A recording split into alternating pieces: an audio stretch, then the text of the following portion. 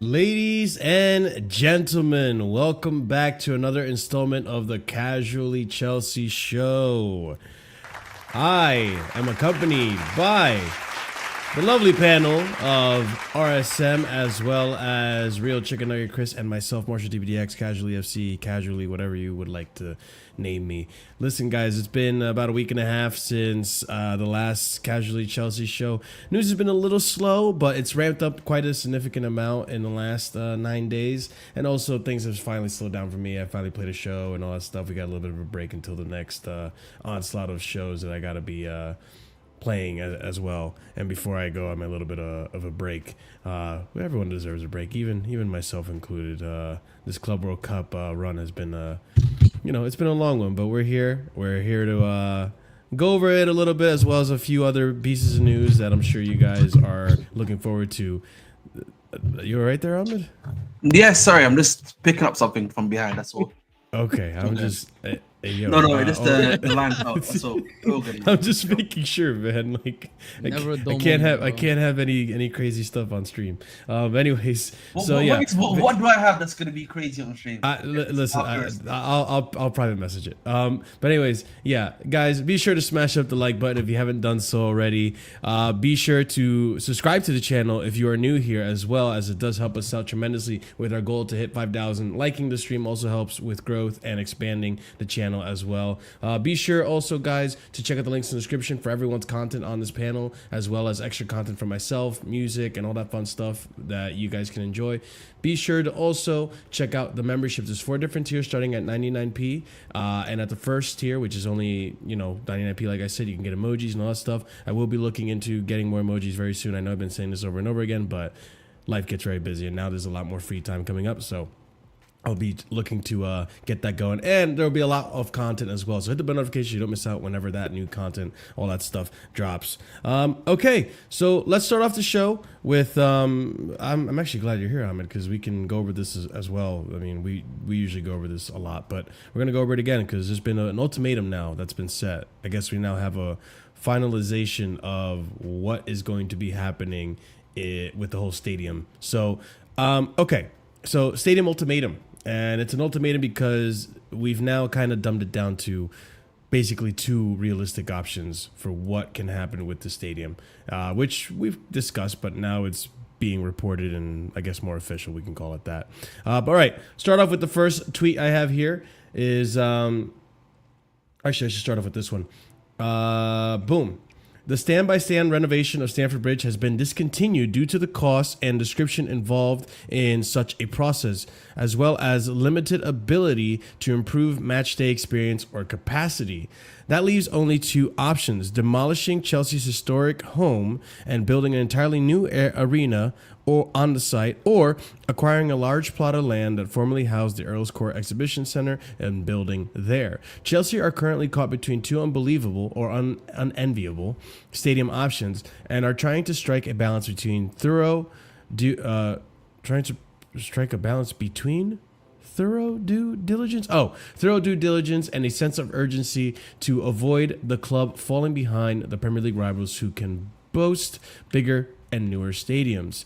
Staying and redeveloping Stamford Bridge to the specifications that Clearlake and Bowley are looking for is exceptionally complicated and to the point of potentially being unfeasible.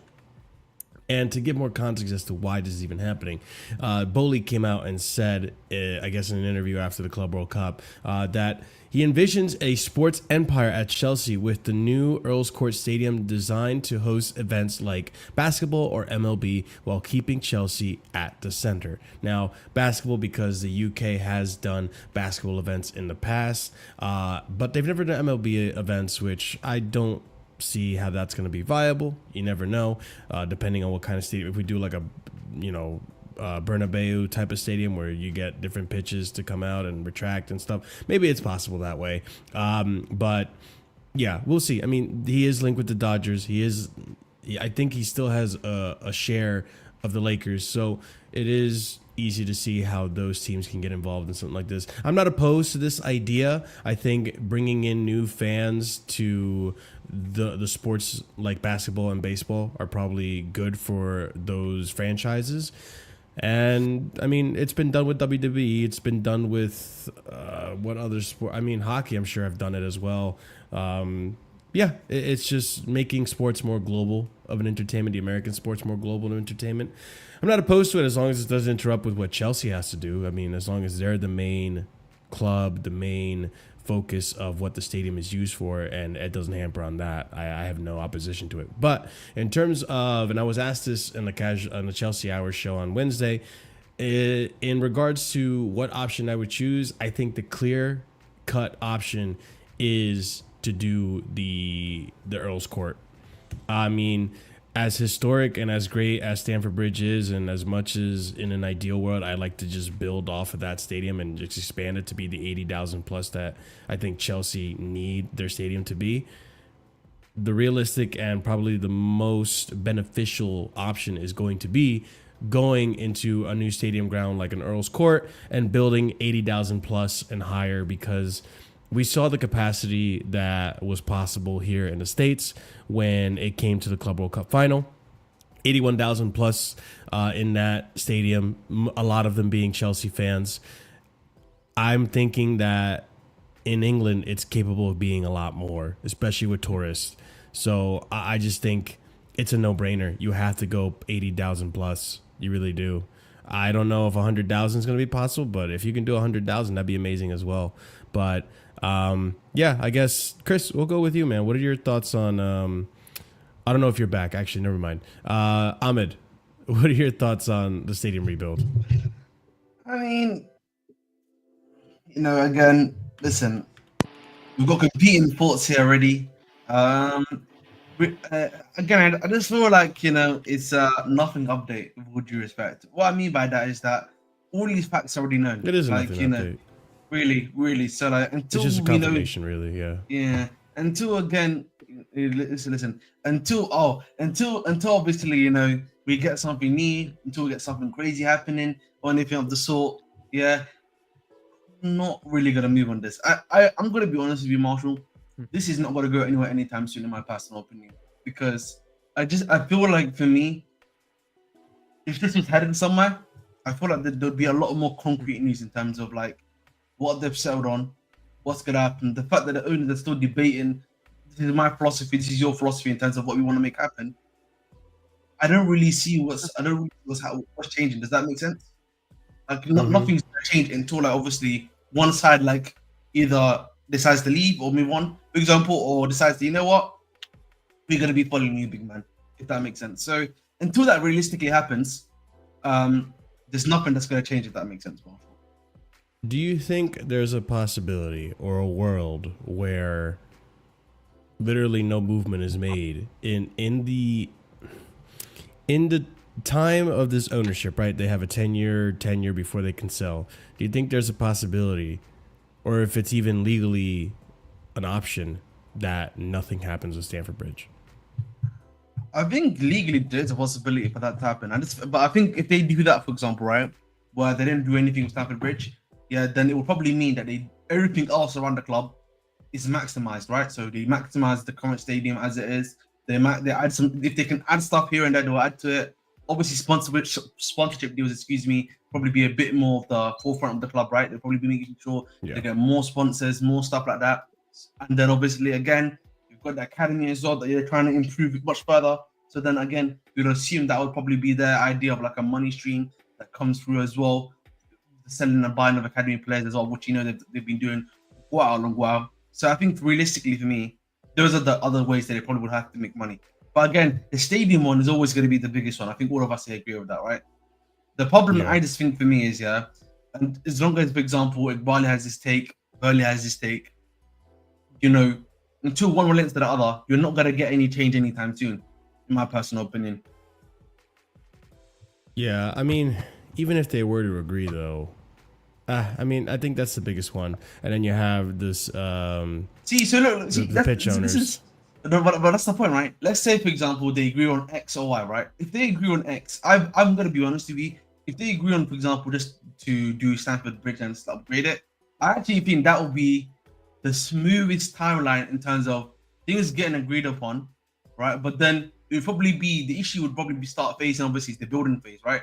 Because obviously that's going to be a bit more complicated. If you have to do it stand by stand, you have to they can't do it stand by stand. They already just said that's discontinued. It's not going to happen. Oh, sorry, my apologies. So the only options are a complete rebuild, which means demolition. And so again, right? So demolition, all that usual stuff, right? Court. So, and then again, you probably might have restrictions in terms of timing of when you can build, right? For example, like because of the areas like near housing and stuff like that. So you may even have a limited time per day to build, right? 9 to 5, maybe 9 to 6, stuff like that per day. That takes a few years to happen. You then obviously have to think about how the club moves. But realistically, in my personal opinion, that probably is the smoothest transition you can get. Even with the building requirements and stuff like that, it's going to be complicated, if that makes sense. Like eventually, you can't come up with something. It might take you a little bit extra time. The other option, right? You've got a lot of moving parts. You've got obviously the sentimentality part, right? Which is that obviously, right? Are these guys going to want to move from what's it called, Stamford Bridge, right? And again, the argument for like nostalgia, how other clubs have looked in general in the Premier League specifically. Want to say new stadiums, and how that's looked like. All right, it's another aspect that we have to be honest about too. So there's going to be a lot of like moving parts from just the CPO's perspective, right, in itself. Now, obviously, they don't like the ownership as well, of course, for. They could open up to it, but let's see. Of course, no. I'm just saying, obviously, as of right now, right? If you're just looking at right now, right? Obviously, there's some like obviously objectively correct reasons. Some of it is just we know what it is, man. I don't want to speak about it too much, but essentially, it's just the old school one. Also, is a ticking time bomb because we know they probably want to get that project done too, right? Because the council wants a project done, I would assume, because they want to get moving on, get that area redesigned. It benefits them monetarily, etc., right? You're getting guys that are going to be paid tax to you as well, so. The time frame is quite is producing a thing of these guys either have to make a decision quick or they just have to move on. Like and to say, you know what, after stadium, we're just gonna sort out something else in my personal opinion. Yeah, Chris or RSM, any thoughts on this whole stadium ultimatum thing? How long have we just curious? How long have we actually talked about the planning of Chelsea new stadium? You reckon, Marshall? Like 3 seasons now, right? You've talked about more than 3 seasons, by the way. I feel like Ahmed has probably said like 5,000 words, like before we even put down a cone, like on this planning. But yeah, like I don't know, man. Like we've been talking about it for 3 seasons. Like Ahmed said, either just move on or just keep it for what it is. Like it's getting a bit of like taking the mick, but obviously there's good reasons for it. But yeah, like. I want us to get to like an 80,000 stadium or something. Gets more fans in, more chances to get into the stadium because it's quite hard with a 44,000 seater. Like it's like one of the smaller. I think we're the 11th biggest stadium in England. Something around that. We keep going down. We're not that big. Yeah, we're just not that big for a stadium, and it is a shame because Chelsea is the biggest club in London. I would still say one of the biggest clubs in England for sure. And we got one of the smallest stadiums in England. So, I want us to move on to get like an 80k stadium, 60k to 80k, whatever, because we should be getting to that. But God, we've been talking about it for like even under Roman as well, like wanting a new stadium. That's the and point now I was this actually new going to make, by ownership. the way, too. Yeah. Because this has been going on, I think, at least since 2015 or 14, no?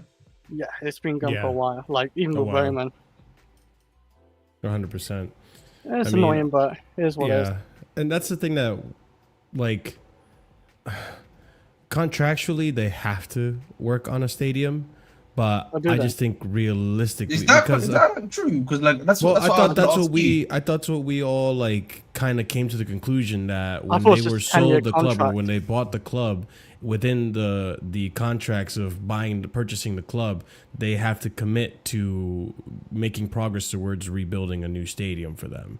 And that's where I'm like, okay, is this going to happen? How realistic is it that's going to happen? Like, that's where, like, I don't know where to stand on it. Is it real? Is there actually a possibility that nothing happens on this? And Yes, that's why it's a Go for very it, distinct Arsene. and real possibility. This is kind of where I'm at with it, right? If Roman, with all the goodwill that he had, like, Yeah. what people don't realize is the bar is too high, brother. Presidential races for entire countries are decided by 6% when the split is nearly 50-50. Yeah. You have to get 2/3 approval. Mm-hmm. That's nearly impossible. I'm so sorry. Like, as sad as it is, I said this. What I think is going to genuinely happen is going to be decades in the future when the bridge is falling apart and it's too late, they will want to move. Yeah. That's what's gonna happen. I'm telling you, It has because to the get old up to the people, Old unfortunately, Trafford. that's what I'm saying. Yeah, it's gonna get there, and it's gonna get there because these old people want everything to remain the same until they're dead and buried. Mm-hmm. I think that's part of the issue. I think the other issue too is that there's been no proposition yet. Like, I think the ownership, like Ahmed was alluding to, can't decide whether to rebuild from Stamford Bridge, which is what Ibali seems to want to do, and what Bully seems to want to do is move to Earl's Court and make a whole stadium complex like arena, right? Which I'm all for. I think that's the best outcome we can You're get. future proofing. If you build in the same spot, you're not even getting a better capacity. You're really not, bro. Yeah. And I think probably, like, this is just me speculating, right? I think there's a strong possibility that the reason Iqbali isn't even considering that option is it's too complicated of a deal. I can make enough profit doing it by other means that is going over the whole stadium revenue thing. So listen, the fact that we were at MetLife and we saw what Chelsea could look like if they had twice what they can hold at Stamford Bridge is enough to convince me that this has to get done, and it has to be Earl's Court, because we can't just, even if you could expand or rebuild at Stamford Bridge, I don't think you're going to get more than 60,000 just because of the limitations of the area, the underground, all this stuff. Even the law that's in place, which I don't know if it's going to last forever, but the law that's in place about how much height you can have or how many stories you can occupy in London. So all that being said, it just seems like the most obvious choice is Earl's Court. And if that's what they decide on, put forward the plans, have the CPO decide, and then put the ball in CPO's court. No pun intended on that one. But yeah, let's see what happens on this. We'll obviously be keeping everyone updated on it. Moving on to the next thing, which is, I kind of wanted to do a little bit of a Club World Cup recap. I mean, not even really a recap, but more of an aftermath. Some things have been going on as a result of Club World Cup, some things to show, and some things to celebrate as well. But yeah, it's been a week since Chelsea have been declared Club World Cup champs, and there's a few tweets to show for it. So this was actually before the Club World Cup final, which I thought was awesome. I wish I could have seen it in person, which is drones flying over, I think, the Hudson, and doing a Chelsea Football Club badge, which looks really, really awesome. I wish I could have seen it myself in the flesh. But yeah, a few awesome things to see also in Times Square, the promotion for the whole Club World Cup. Yeah, Chelsea was all over New York when it came to that Club World Cup final. So it was wonderful to see Chelsea becoming a much bigger brand than it is now. COC Daily here saying that more than 2 billion people viewed matches of the FIFA Club World Cup for free through the Zone, which is a great number. It's an insane number. I don't know what the Champions League numbers are in comparison, but I'm sure it's a I big mean, even number. Champions League finals free a lot of places as well Mhm. on YouTube or whatever. Yeah, I mean, in a lot of places. In the US, you have to pay for it, unfortunately. But in I know in England, it's free on YouTube. I'm sure parts of Europe have it for free, and maybe other parts of the world. But yeah, 2 billion people watching the Club World Cup in general. We'll discuss the Club World Cup at the end of this little segment here. But following the Club World Cup victory, Chelsea are now the most successful English club in the 21st century. Chelsea trophies 21 over the Man City 20, United 18, Liverpool 17, and Arsenal with the measly 9. Wow, we more than doubled Arsenal's trophy count. But that's that's besides the point. Anyways, someone that I don't think we've really praised enough and given enough attention to, Willie Issa. So let's give it a little bit of some attention to this man here. So ex-England midfielder Izzy Christensen. They brought in Willie Issa, who has a rugby league background. I would describe him as a culture architect, somebody who knows culture in sport and how to proverbially sweep and shed. It doesn't surprise me that now they have 2 trophies with Conference League and Club World Cup. And here's Willie Issa with the trophy. Yo, I'm not gonna lie. By the way, these the pictures aura are on the bottom bad. pick, the aura on the Yeah, bottom pick let me though, actually- that was before the final. He had that made before the final, bro. I ain't gonna lie. I see Dude, it, bro. It is aura. I'm not gonna lie. That's Like, aura. He had the it's shirt bad as made fuck. before the final, bro. By the way, you Yeah. guys need to understand when he took This this guy's a G. pick, the PSG delegation was also there.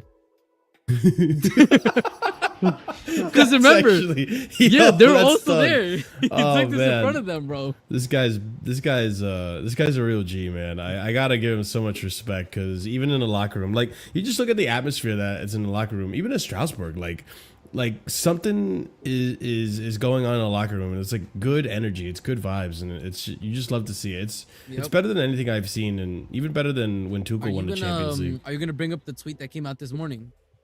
Probably. Let's see. I have a few tweets here. So about what PSG, PSG. and the delegation. yeah, I got it. Oh, in the dinner. Yeah. Uh-huh. Yeah, I got that tweet. You So, yeah. imagine this guy like talking to him before that as well. What they That's said. what I'm saying. Yeah, imagine he Yeah. overheard it and he told the team about it. I'm like, I see it. Yeah, I see it. Willie Issa though, man, like this guy's like, he's awesome. I gotta give him kudos because we laughed at him at the first time that this all And happened. the reason is right big is up. because the one before him, like it just yeah, didn't the make one a before difference. him, nothing really happened. But with maybe that. you need a good manager with him. I don't know what yeah, the mentality. yeah. I mean, was. listen, Or I'm good glad that tactics. this guy's in the locker room because, and good for him for his future endeavors because I'm sure after this, like this is gonna propel his future It's a good like CV, bro. prospects for Wait, yeah he's still on his staying, CV. right?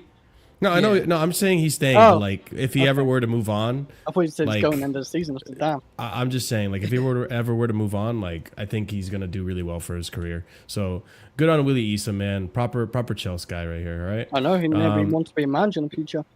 Yeah, maybe. But nobody running Chelsea is getting too carried away by winning the Club World Cup. The message to the player is, well done on a fantastic achievement. Now enjoy your holidays and stay humble. Chelsea will now continue to work to make sure they have the best squad possible to challenge for the Premier League and Champions League next season, which is fantastic to hear. That's it might be a briefing, but it's a good briefing to hear. Continuing on. No, this is for people who don't know, and it's been confirmed now, that Chelsea will not automatically qualify to the next Club World Cup as a result of winning it. pissed It's people not off how it we did. works. Yeah, I mean, it is what it is. It kind of makes sense. Yeah. In the World Cup, you don't get that privilege, so why should we I get thought that? you did in the World Cup. That's the thing. Don't think but so. apparently not. Apparently not. Or maybe you did back in the day, and they've taken back that rule. But I thought I remembered it being that way, but I may be remembering wrong. Chelsea must either qualify through winning the Champions League or Europa League over the next 3 seasons, or build a very good coefficient. Which I think we can win the Champions League again. We'll see. 4 years? Within the next 4 years, I think we can do it. So Todd Bowley came out with quotes and said, and I love Todd hearing this, B. by the way. Yeah, Todd Bowley's been a G in this whole entire thing. We couldn't have wished for a better outcome for the boys who have done such good work and trained so hard and really came under Enzo's leadership and direction. No one gave us a chance to beat PSG, and the boys strived and grew on that. Watching them come together has been very special. The form that you have seen is everything we hoped when we were putting this team together with Lawrence and Paul. Begdad and I couldn't be more grateful for the success that they've had, and for all Chelsea fans everywhere who are so thrilled. Thank you for sticking with us. We're really excited about what the future holds. Dude, big up to him for this quote. And listen, like he seemed pretty happy when he was speaking to the media afterwards. Continuing on here, Baghdad Bali and Boli winning the Club World Cup and qualifying for Champions League is unlikely to have changed their underlying differences, and there remains a sense something has to give. So we'll see what happens with this one. We'll keep an eye on that as well, because that also has to do with the stadium rebuild. The sudden injection of extra revenue has made no difference to Chelsea's transfer plans. They are already happy with the business done so far this summer in adding 3 players to their attack in Liam Delap, Pedro, and Gittins. The only expectation for Chelsea next season is to qualify for Champions League via top 4 or 5 finish again, and to go on good runs in the cup competition they are involved in, the Champions League, FA Cup, and Carabao Cup. I have an opinion on this, which I'll come back to.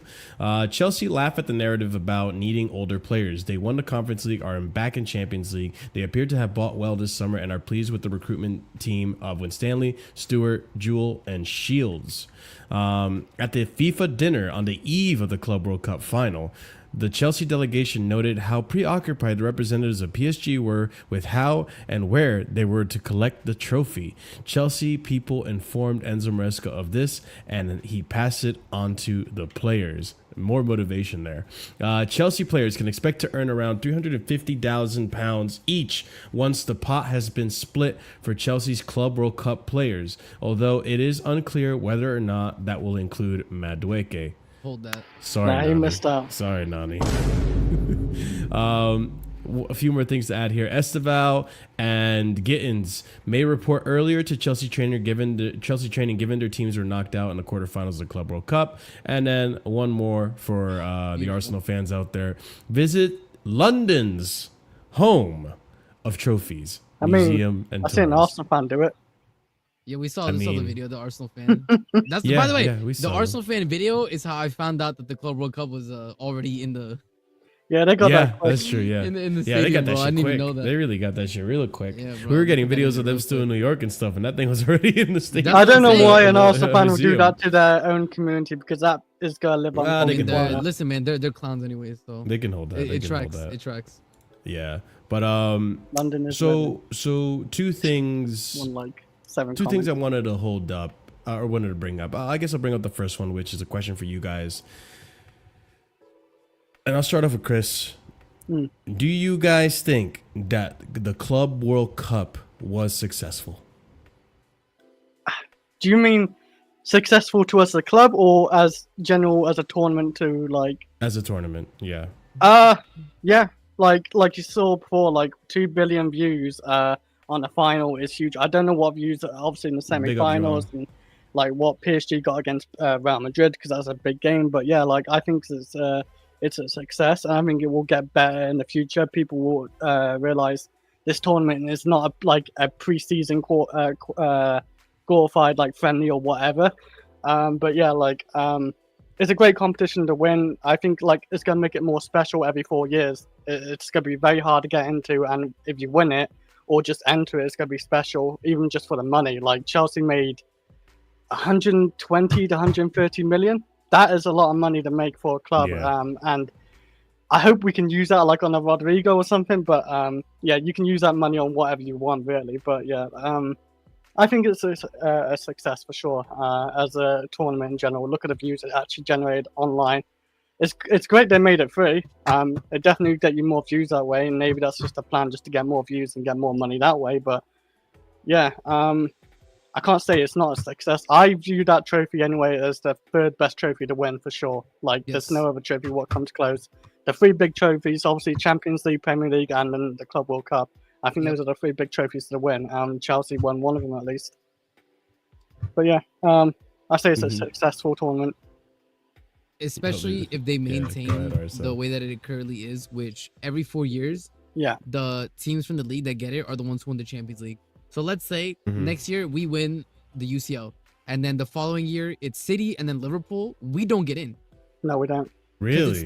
It's the two last teams within the 4-year period. Wait, So wouldn't it go by like, say for example, right? And I think you are right, but like, say for example, right? Chelsea are the first ones to do it, then Liverpool and Man City somehow do it, right? But say like, I don't know, Liverpool drop out Champions League and we continue staying up for the next 4 years. It doesn't really matter. Nope. I thought it has like something No, to the do with UCL, winning the UCL is your ticket. It's just a golden ticket, you're saying, basically. Like, Yep, it doesn't matter where. like, but you say finish no after English team wins the next 4 years, it does go to points, then, right? Then it goes to coefficient. Yeah, then it goes to coefficient. Yep. Arsenal's fucked. That's But- actually crazy. Okay. That's my whole point. Like, I do agree with what he said. Where it's like right now people don't realize the importance of what Chelsea won. But as the tournament, as the the additions keep happening, as the planning gets better, It was. people are going to look back in the next couple of decades and be like, damn. By the way, this is the type of stuff that people say, oh, Chelsea has no history, has no heritage. This is a history heritage building win. Being the inaugural winners of this tournament, right? That you to get into have to not, especially for the Premier League, most likely are gonna have to win the UCL, right? To get into. And then the chance to win it is once every 4 years. That means a footballer in their entire career is gonna get a couple of chances at it. Maybe. Mm-hmm. It's going to be very, very difficult. It's going to be a prize trophy, and we have the first.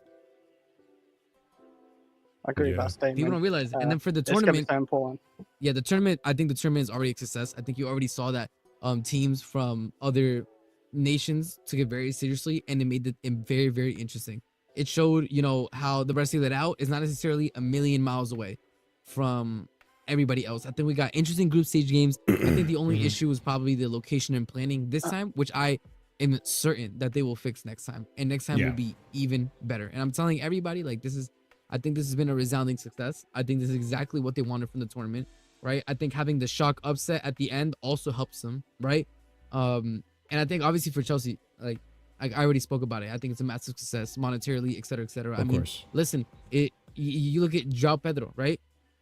Maybe the quickest player ever to win a trophy with the team that actually made an impact, that's actually right? kind of true. Yeah. I was not on like the beach, and then it's not like he joined. sat on the bench twiddling his thumbs. His brother came on in the semifinal, scored 2, came on, started the final, scored 1, and he actually managed to win the trophy. And then when the 350 hit his bank account, he immediately went on Instagram to thank God for football. Like, I don't know if you guys saw that post, but I didn't see that. That's crazy. well, you didn't see that? No. By the way, Yeah. no, it's a photo of him pointing at the sky, black and white, saying, "Thank God for everything football has done for me and all the other kids in Brazil." And I'm like, wow, the 350 check hit different, bro. That direct deposit changed his life, brother. Oh That's god, yeah, he gets that too. But I was gonna say, how important it is. Like you saw the whole PSG, like manager and players, they was crashing out from when we scored the first goal, like when when Cole Palmer scored that first goal. Luis Enrique, nice guy gimmick died, bro, real quick. Yeah, Luis Enrique, man, he really crashed out. He did for whatever reason, but yeah, like they was crashing out, so it definitely meant. People say like, yeah, like it doesn't mean much. This means a lot. This tournament means a lot, I think, to the players and managers, and you can see it on the field. But yeah, let's go. Agree with you on that one. No doubt. I mean, Ahmed, obviously you had your reservations on it in terms of like the player welfare and all that. Looking at just the overall popularity of the contest, do you feel that this was a successful tournament? Taking your own personal emotions out of it. But I think listen, a tournament being successful, is that because of us? What I'm trying to say, what I need to, what I mean by that, is this. This is not me bullshit or anything like that. I'm just me trying to be like a bit more objective here. Yes, the Club World Cup itself as a tournament, we can say it's kind of, successful on some level, in the sense that yes, a lot of people were able to watch games. Other people, other nations obviously were able to watch games. From a child's perspective, I think my thing more so is probably it's been a success for you from a financial aspect, right? Yes, you've got a lot more money in the kitty that you really wanted, right? I think there's no denying that at all. I think from a cup perspective, yes, winning the cup is a nice bonus, right? Being the first is a nice bonus, right? But I think the main thing if you're Chelsea that you're looking for is that you won the tournament and you maximize as much money as you can get from that. That's just the way I would probably look at it. Now, again, as a tournament, you know my thoughts on the tournament. But one thing I will add is that I think in terms of my point of view about the player welfare, I don't think we'll probably see that more so in the middle to the end in my basketball. Because obviously they're getting a break now. They're going to start the season obviously a little bit in 3 to something like this onwards, and then we'll see what happens. But I think from a Chelsea perspective, financially, it's been a major success because it's allowed you to basically pay for players that you are trying to sign, Marshall. So I don't really see that being as much of an issue. And again, one of the things that I always talked about this thing, it should be a pre-season thing for you where you try out new formations, new tactics, and that's the manager's done that too. So to an extent, right? Because like I feel like even in early stages of Champions League or early stages of FA Cup, Carabao, you'll always have managers that are going to experiment a little bit. I think that they have a little bit of leeway, right? But as things progress and you start getting into the more serious rounds, the knockout rounds, for example, I think experimentation kind of goes out the window. So I think that doesn't even just go for Club World Cup. I think that goes for any knockout tournament like this in general. But I agree with this comment here. I think as the tournament matures, as we get more iterations of it, Brazil apparently rumored to be, they volunteered to do the next one. And then other iterations of it go on. I think the prestige will go up and it will be very respected. I think I said that anyway. I think I've said that before. Yeah, anyway. Obviously not on this show. Yeah. But I think I said it on American Waffle, which we are always on that, again, if they do the right thing of obviously improving the tournament and stuff like that, then of course it's going to improve, right, in terms of prestige and everything like that. But as of right now, I think if you're just looking at it from this year only, short-term perspective, right, financially it's helped us, allowed us to try some new tactics, which has helped us as well at the end of the day. So again, from all those different aspects, that has been a massive positive for the team. Yeah, no, I think overall, I think all of us agree that this tournament's been a success for FIFA, for Chelsea, obviously, because we won it and all the money that we got out of it and how much it, like this comment says, how much it's helped the team mentality wise, from a psychological and emotional point of view as well. But yeah, we'll see what happens, in terms of the future for this tournament. But another thing I wanted to touch on in regards to this as well, and I'll ask you guys, is how this changes your perspective going into the next season in terms of what we think. I don't really want to go into predictions, right? But in terms of expectations for next season, I think this bar is really low if it's to be true, if we're to believe the Athletic that they're going to be okay with just a top 4 finish and good runs in Carabao Cup and FA Cup, which, yeah, that sounds great in paper, but I would say, yeah, let's make a good run for Champions League. That's great. I do want to actually, a top 4 finish wouldn't be bad depending on like how much of a gap there is between the league winners and the rest of the league. Like we should be closer to the league winners than we are the rest of the league, right? That's where I stand on that. And in terms of FA Cup and Carabao Cup, I think we need to win one of them. I think it's time. Like it's been way too long since we won at Wimbledon, or Wembley, I should say. And so, yeah, slip of the tongue there. But I think it has to be done. I'm not saying if Maresca doesn't win it, he has to get sacked, but I am saying like we need to now up the ante. Like we need to respect those cups. We need to at least win a Carabao or an FA Cup. I don't care which one. they need to give that manager what he wants as well if they want him to really like push on. It seems like they have though, to an extent. He wanted a goal. He wanted like a Mike Maignan. That came out. He actually like really liked his style, how he uses his feet. Like he's good, like playing out from the back, and he's a good leader. So not getting Mike Maignan is not really like fully back in like Enzo. I kind of get what they're doing. They're trying to wait for him to maybe go on for free, like in the January or whatever. But like. You still like you could pay like 15, 20 million or whatever it is. Like you could easily pay it. We gained a lot of money this window so far, but also like I feel like we need another winger, like Rodrygo or something. I'm okay with not getting a striker if we get like a Rodrygo or something beside like that striker role, because Rodrygo could get you goals as well, and he can get you a lot of important goals as well. What he did for Real Madrid, he can do it for Chelsea as well. But yeah, I would say we could do like.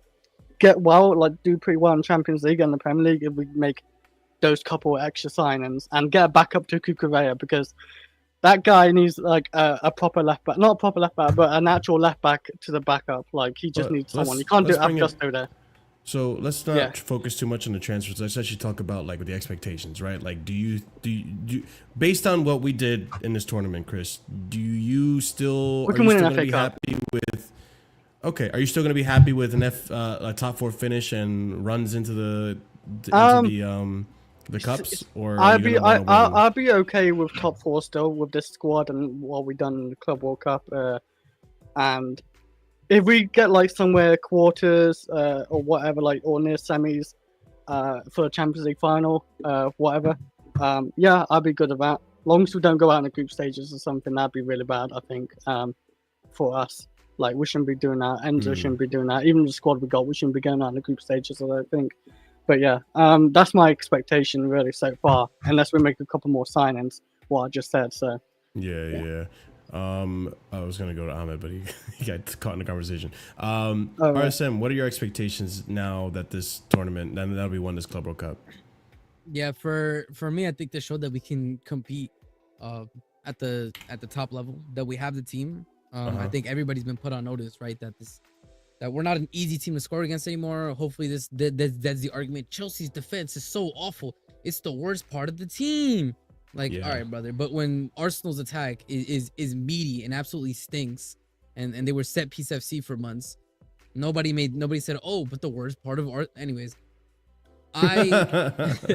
It's just that's the whole narrative at the end of the season. People are like, but your defense is still so trash. It's like, exhausting. Right, no, like I had a whole argument when everybody was like, I think it was on Husam's channel where I was arguing with an Arsenal fan, and they were like, yeah, but you have Sanchez, and I'm like, yes, and we were the I think 3rd best defense in the league with Sanchez. Yeah. Why would I expect it to get worse? Sanchez got a Golden Glove in the Club World Cup. Yeah, no, and they were like, no, but you have Sanchez. I'm like, yes, we had Sanchez and still finished with the 3rd best defense. Anyways, I do think that we're able to compete at the top level. I want to see a deep run into the UCL because I think this proves that if the players perform to an acceptable level and Maresca puts out a good game plan, there really isn't any reason why we can't get into the latter stages of the UCL, right? Yeah. For me, what I would say is the league is something completely different to me, because this team with this tournament has shown and they have shown it. Let's be honest, the entirety of the time we are a good cup run team. We did it under Podge, right? We've done it under Maresca. This squad of players are good in cup runs. We are good in cup runs. I mean, even on the Podge, we made the semifinals. Semi-final and a final. Final in And the a Carabao final Cup, against, semi-final in the FA. Yeah, exactly. And then this season we made it to 2 finals and 1 boat. So I do think that we are a good cup team. I want us to take advantage of that. So I want to make finals next season, just like you said. I want one of the cups. So I don't really care which one it is, to be honest. I think people who say like, oh, the FA Cup is more prestigious, I don't really care. I mean, they're both cup competitions. Like, they're both added as majors. Cup. Yeah, I'm not the type of person who's like, the No, FA that Cup is numbers, 'cause clear of the Carabao Cup. Yeah. I don't know how many behind Arsenal are. I think it's like 10, like majors, like just to catch them up. I think if you take out the even though we Community won the Shields bigger trophies and them, no, they no, just won the if Premier Leagues and you FA take out the Cup, community shields, which are counted in the No, that they'd be like I'm talking about majors, because I think with community shields it goes on to like 20 more, because they stat padded on community shields that's like what I'm saying. 17 times. It's crazy how many they won in community shields. I care about those. Yeah, one-off so games. I think the Carabao or that the too. FA Cup, one of the two. And then for me, for the league, I want us to be comfortably top 4. My issue with that is I think we could finish 2nd as easily as we could finish 4th. Why? I think this team has yet to show that we are able to go through a tough run of games and get all wins, and that's the level of consistency that you need.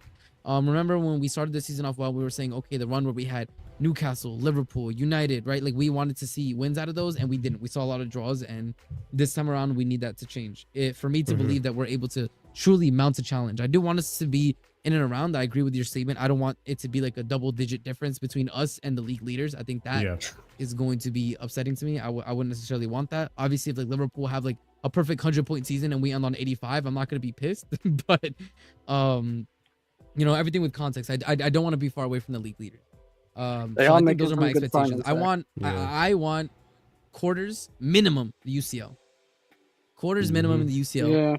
A cup and a comfortable top 4 finish 2nd. We'll do that, bro. Yeah. Ahmed, what are your expectations now that Chelsea have won the Club World Cup for next season? they've been the same. Okay. The key word I've always used is consistency. I want us to have a consistent season in top four, increase the experience level that the team needs. Obviously, to then compete. Obviously, I think we'll compete on somewhat similarly to maybe how we did last season. Hopefully, it's a little bit more time that we have in that competing phase. But Yeah. I think the key word I'm looking for is just consistency this season. Consistently in the top four. Make sure that all happens. Again, FA Cup or Carabao Cup, of course. UCL, we'll see what happens. I'm not really. I think for me, I'm not really as fast if we win or go on a deep on the UCL in the sense that I think the team can do that already. So for me, I'm not really that worried because again, I've had the Conference League experience now.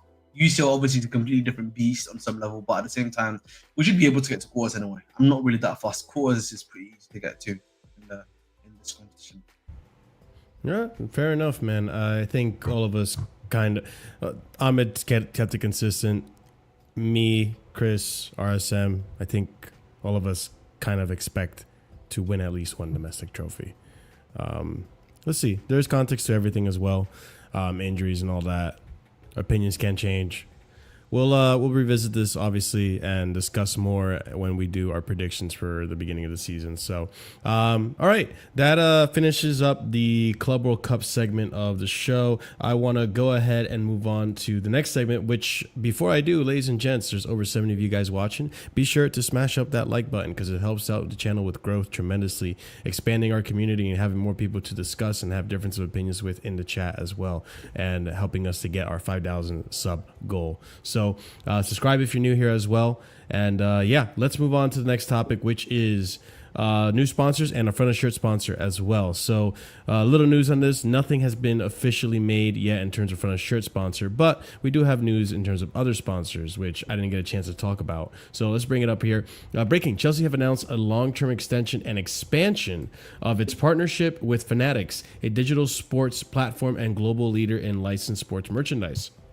Fanatics Inc. has extended and expanded its merchandising deal with Premier League's Casually FC as the company looks to entrench itself in European football. This new chapter for the partnership will deliver an enhanced online shopping experience for Chelsea fans, featuring an upgraded site, capabilities, exclusive content, and a wider range of products. Under the expanded partnership, Fanatics will continue to operate Chelsea's global e-commerce operations and will obtain further design and manufacturing rights to develop new fan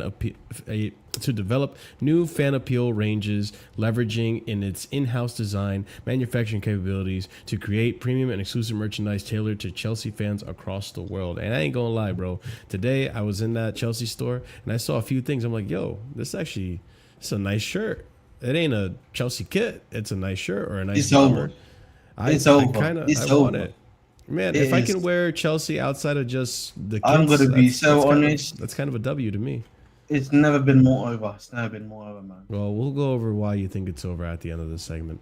Chelsea front of shirt sponsorship deal will not happen until the end of the Club World Cup. Now it is the end of the Club World Cup, and let's get some news on this. Positive talks about front of shirt sponsorship and when they will be finalized. All right, so let's actually get into this. Chelsea are in talks with the number of suitors from Middle East and the US, although a long-term deal is not expected to be announced until after the Club World Cup. T. Klein is expected to take an active part in negotiations with major companies during the tournament. T. Klein, I think it's Timothy Klein, who is the new guy that's been hired to find this front of shirt sponsor. So I think he's the CEO of business for Chelsea. Just remember that name for future reference, ladies and gents.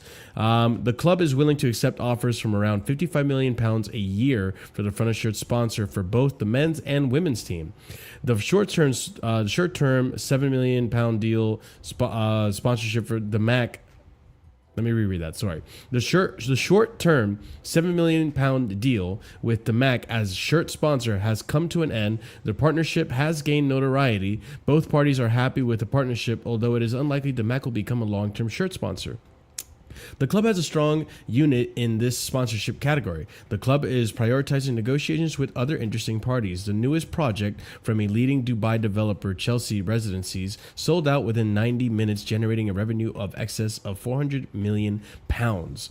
The MAC achieved recognition and success in a short-term space and time. The club won the Conference League final, qualified for Champions. Oh, this is all old. I've already read this, haven't I?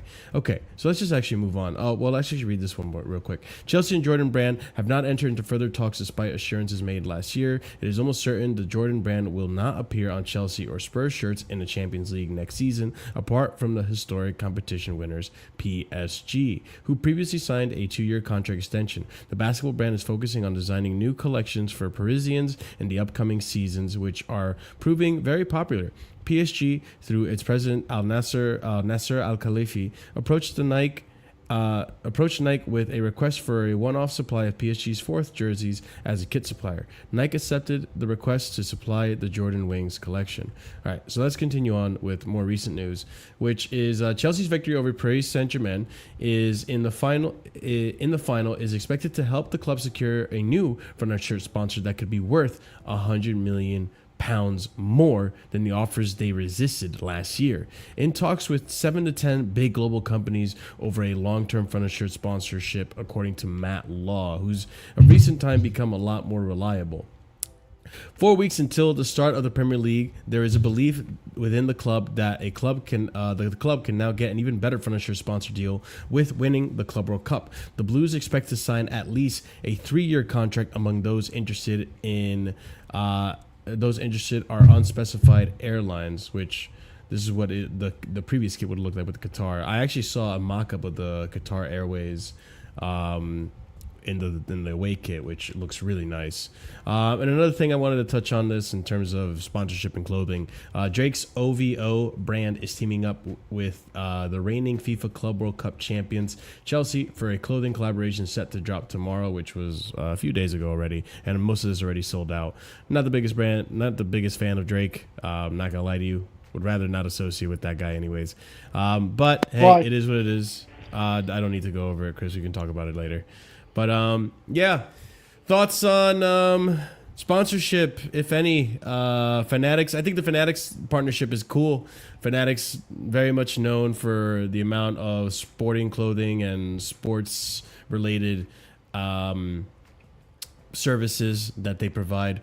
I think it's a great partnership to have. And like I said, I've been in the marketplace and I've seen a lot of cool Chelsea fashion wear that I do like, and I might dabble in. I'm not gonna lie to you, but yeah, I guess Ahmed, why is it cooked? Why is it over? Is it cooked? It's cooked because they produce extremely poor quality clothing. That's the reason why. Nike? No, Fanatics. That's the whole reason. Fanatics. You know, so I mean, But would they're they not be doing gonna our clothing? Yeah, but isn't it They're Nike not who doing does the our clothing. clothing? It's Nike, but No, they're going to be in charge of the commerce side Yeah, that's of it. So sponsored. yes, so comments is basically Well, they're let's go back gonna to the be yes. So it said because the reason why I know this here is because about there's like this really good video that I watched recently. I don't know why it came on my feed randomly. It was about like how poor that the clothing is for like MLB jerseys and BA jerseys, right, Really? and stuff like that. So yes, this is and let me just say, so for me, manufacturing rights as well. That's the point I'm trying to say. Like the clothes that they manufacture are not great quality. That's the reason why I know understand. about it. Right. So that's the reason why. Otherwise, bro, I would not have an issue with this. But like I know the way they manufacture clothes and stuff like that is very terrible. And then again, that gives a bad rep to your own club, right? Because then it's like, the quality is like decreased. You're not even though yes, you may be getting back Will money for people it. buy it as much if it keeps like wearing Yeah, off so exactly. easily? Yeah, so that's the point. No. But listen, I think Phineas needs to separate what I'm talking about.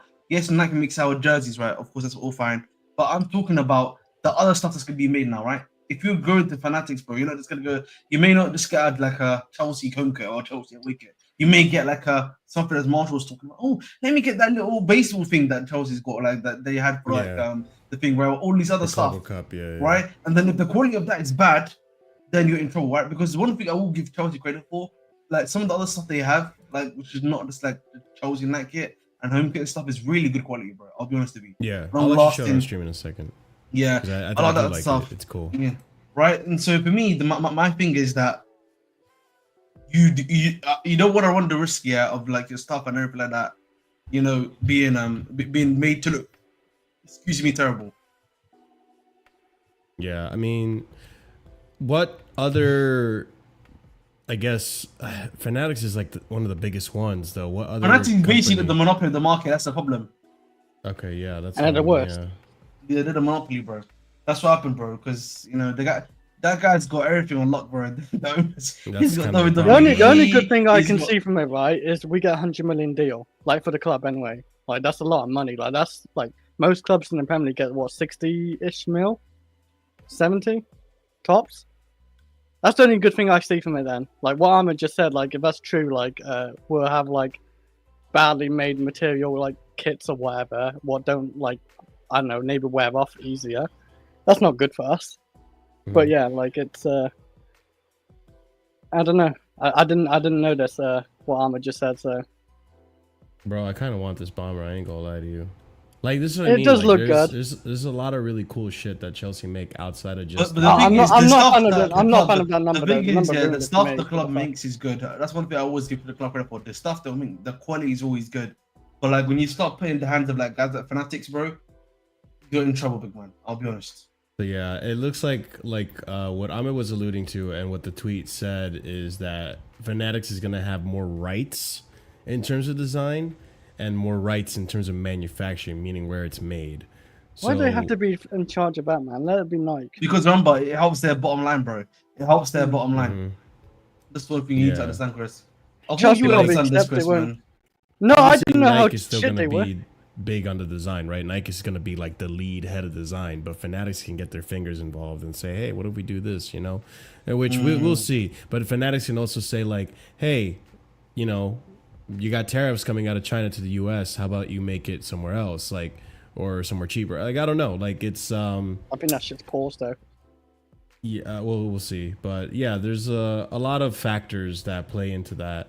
But like you see, like what I'm showing you guys in chat, like you can see there's a lot of really cool, like, you know, designs and fashion wear that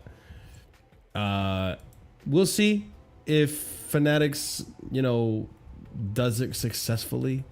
I am aware of what Ahmed is saying, so I'm not gonna wholeheartedly disagree with oh, this is pretty dope.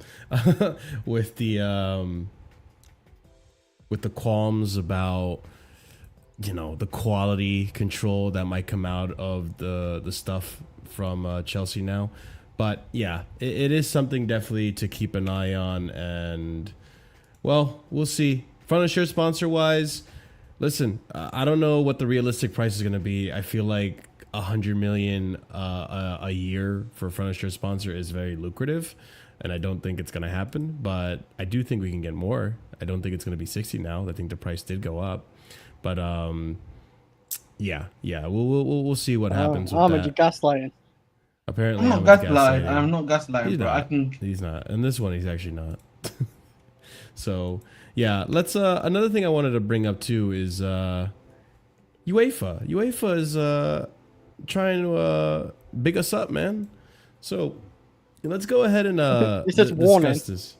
Yeah, they're trying to, you know, control what we do in a sense. So Oh, with UEFA. Villa. I mean, yeah. we are doing a little Well, bit. let me go over. Let me go over it. Hold on. UEFA has warned Chelsea and Aston Villa on inflated player swap deals and has told both clubs they will be looking at any future deals closely.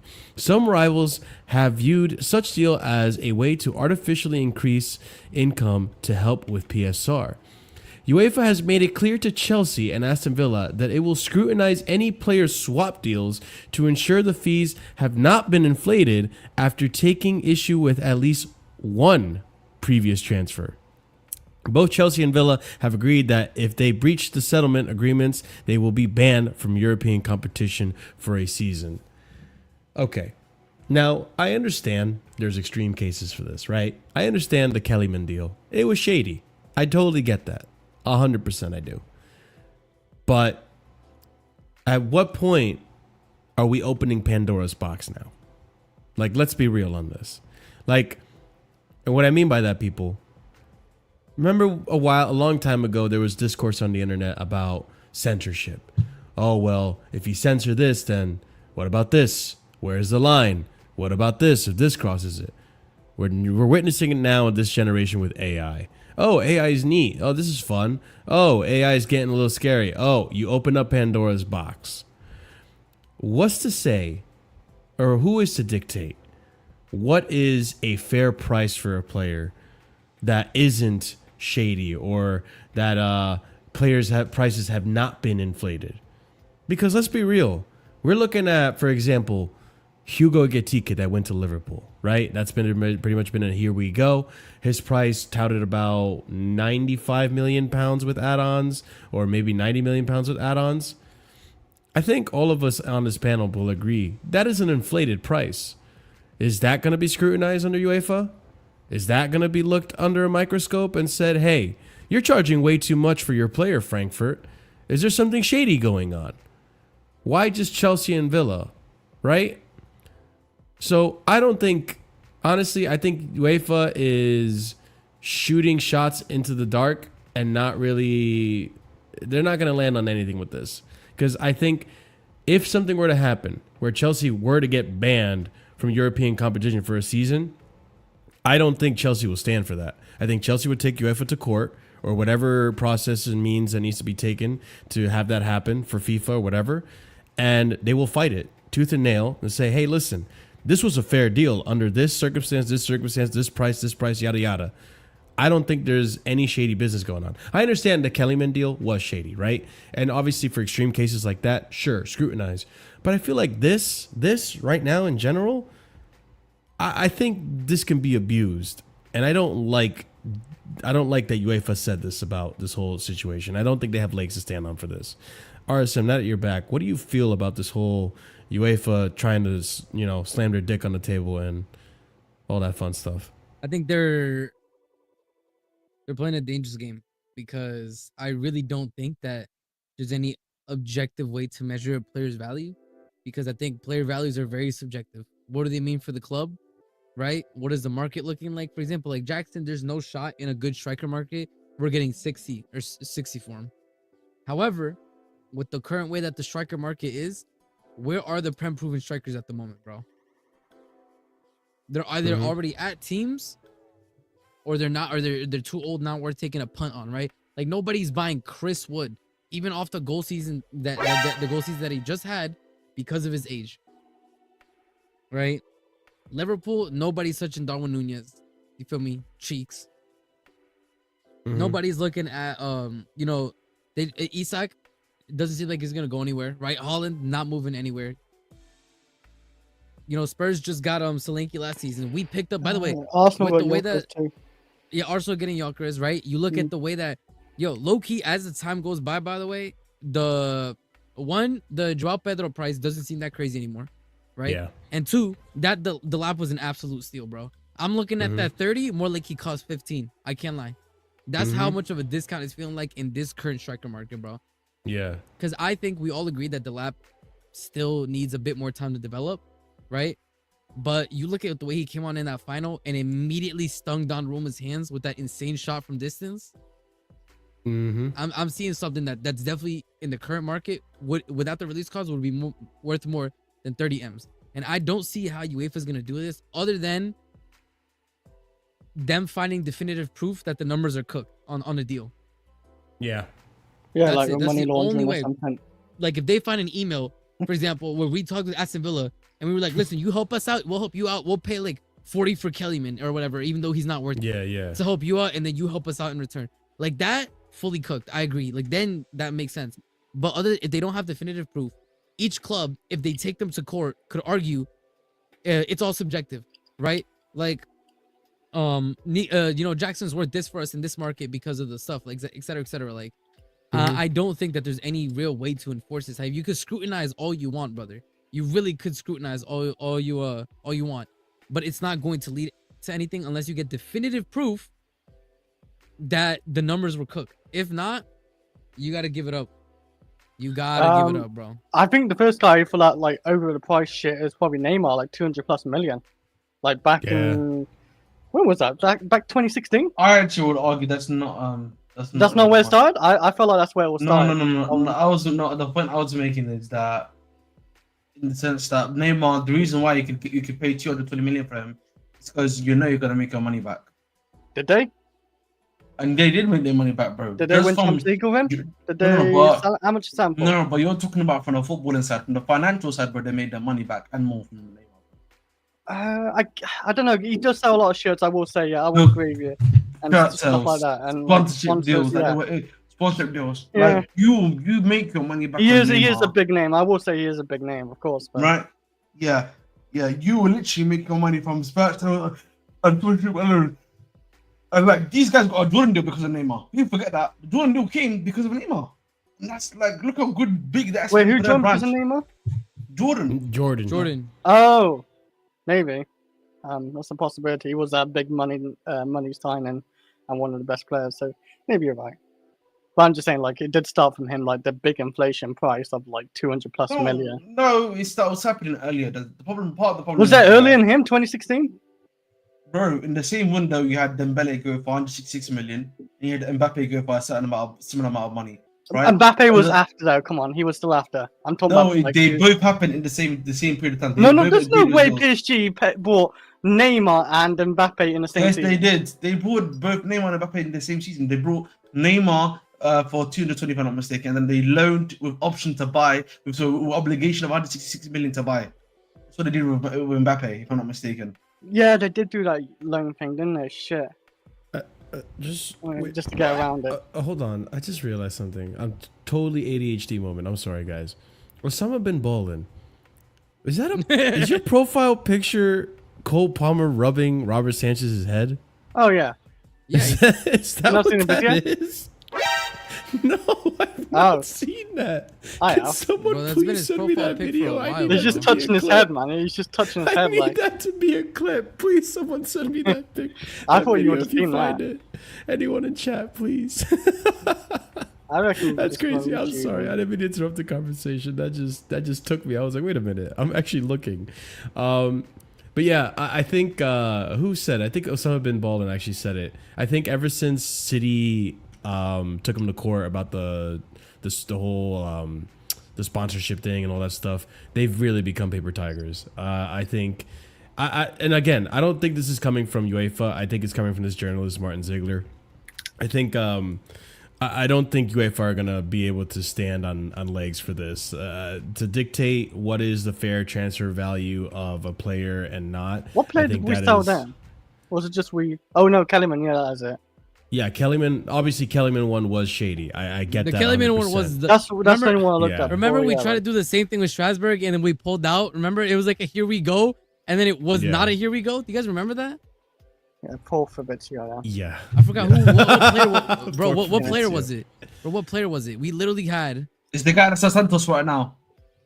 You know, PO2 legend himself. David Washington. Yes, we tried to sell him, and then we were like, no, actually- not Santos. Can't remember his name, bro. I David really can't. Washington. David Washington. Thank you. Yeah, Oh, that guy. Yeah. Thanks, Chris. I forgot about him. Yeah. So I don't think UEFA have fucking feet to stand on for this stuff. Ahmed, do you want to have any 2 cents on this, or should we move on to? There's nothing to really say at this point. I yeah. think part of the problem that you've got, was, and I think, listen, whether we like to admit or not, selling the Ian Matson and getting Amari Kalima back does not look good, bro. Anyone Yeah, like, no, there's doesn't. no denying that at all, right? But as long as it looks logical, I don't think there's any problem with it, bro. Like, let's say if I give you Jackson, you give us some Morgan Rodgers, and we add a bit more money on top of it. No one's gonna disagree Oh, with you shit, like that. watch it, That's what you have to watch it. think about. Washman got here we go. Yeah, we don't care, bro. I don't be honest, I don't care, bro. Yeah, we don't care. Awesome, and here we Oh go my on the big goodness, man. 2025, man. Give it up. Yep. Actually, in all Yeah. fairness, if Joe Pedro does well, then I don't care, I guess. Big up to him. Listen, big up to him in the what's it called? In the Turkish Turkish. League, Super League. Big up to the Turkish Super League, but I'll be honest, bro. He that guy just ruined his own career, bro. So that's on him. Mm-hmm. All right, cool. Let's go on to another topic that this is probably the last time we bring it up, but I figured it'd be kind of interesting to discuss just opinions overall on this one. Nani's departure. So, just quickly here, officially exclusive story now confirmed. Nani Madueke signs in As a new Arsenal player from Chelsea, the English winger has signed a 5-year deal, assisted by his father and agent Ife Madueke. Ali Barat, owner. Ali Barat is going to be a name you should guys to pay attention to, by the way. We'll be going over that one soon. Owner of Epic Sports brokered the intermediation deal. Noni Madueke never asked to leave Chelsea, even last year when he was aware they were open to moving him on. He recognized he was part of a previous generation of Chelsea signings and that the club was moving in a different direction. With Joe Shields came a trust and focus on former City Academy talent Palmer, Lavia, Delap, and Gittins. Madueke sensed he and the club were drifting apart. And Noni came out with this nice message and a great video, by the way. Dear Chelsea Football Club, I want to thank you for the last 3 or so years, which people are... okay, I'll go over this at the end. 3 or so years. To every staff member that helped me along this journey, thank you. To my teammates, thank you for everything. I leave with only...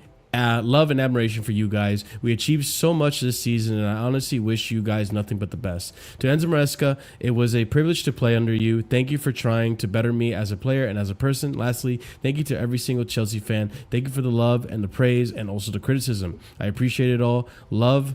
I leave here with nothing but fond memories. Love, Noni Madueke 11.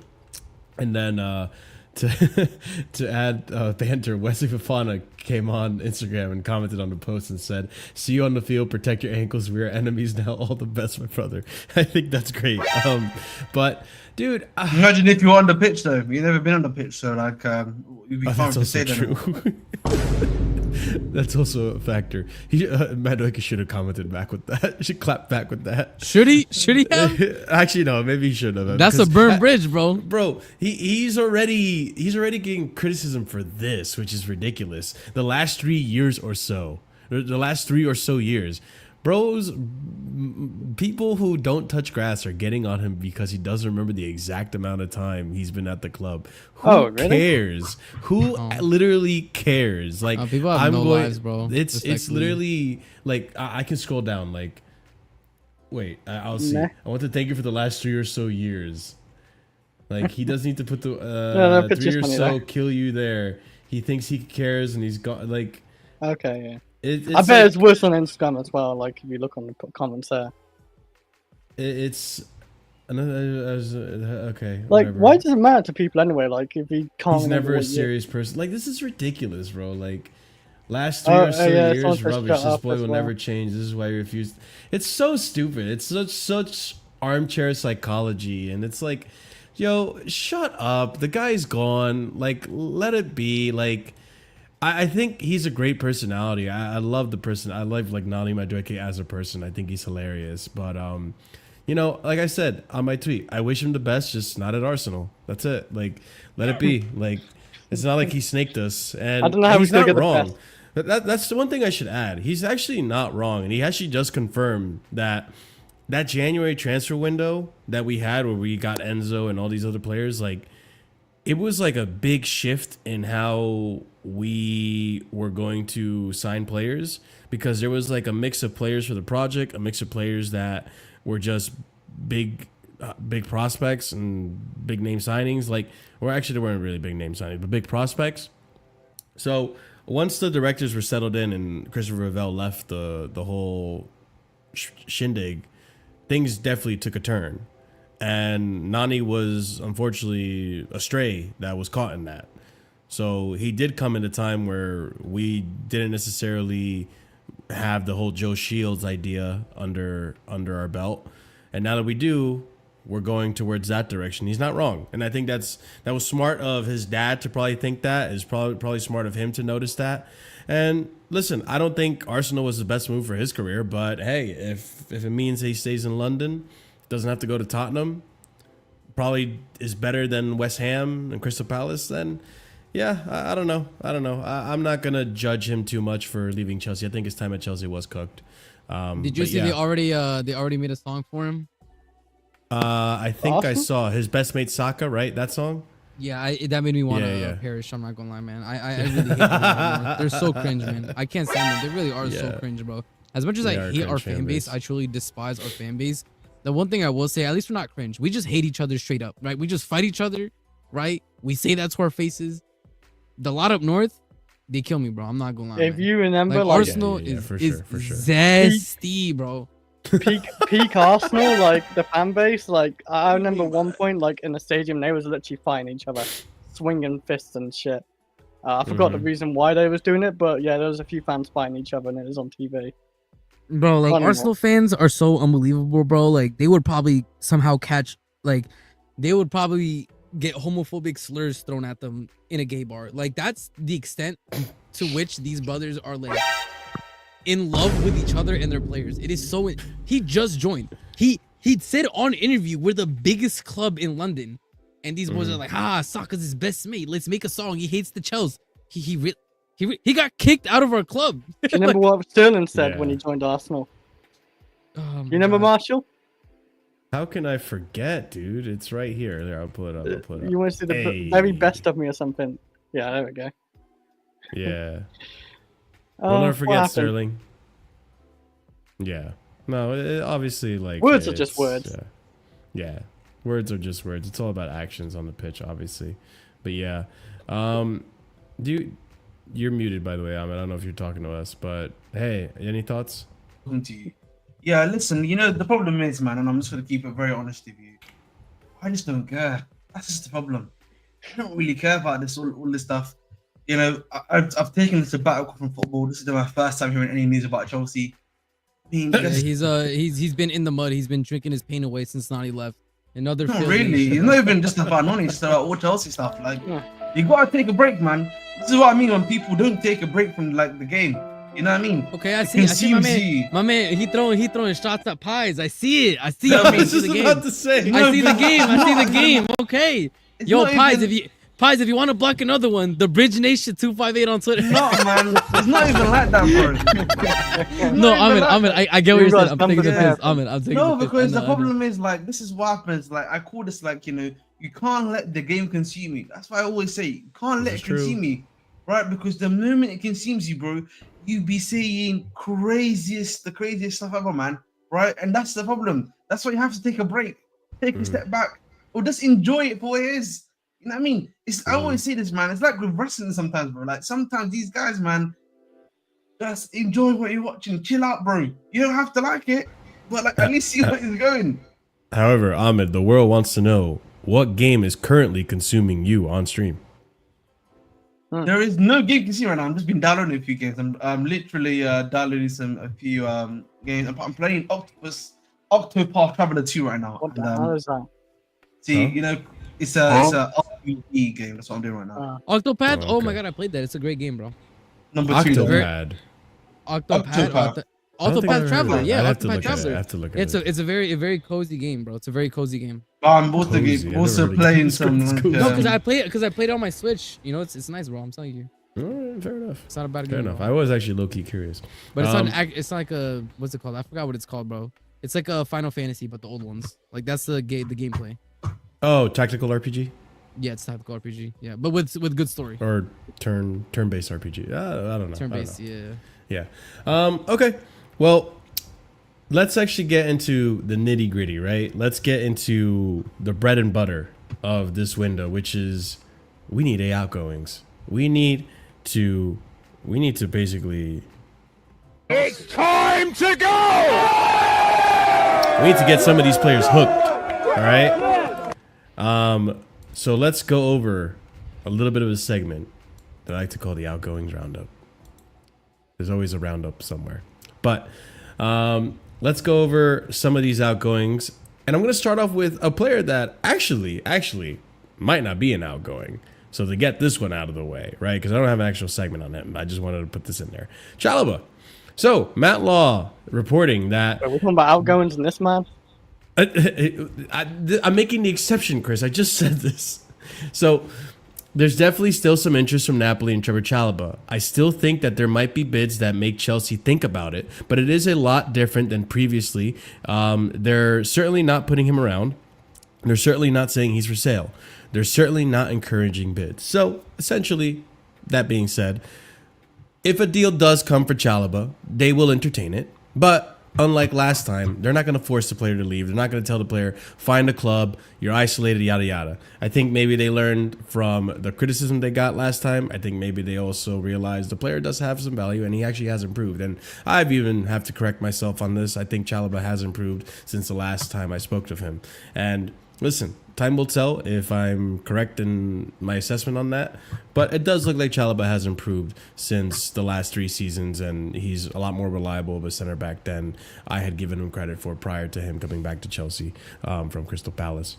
And by the way, gentlemen, if you want to stop and discuss any of these players that we're going to be going through, just let me know, and I'll stop. I'm just gonna be honest. We know what the Chalobah game is in a way. So like, why are we trying to act like this?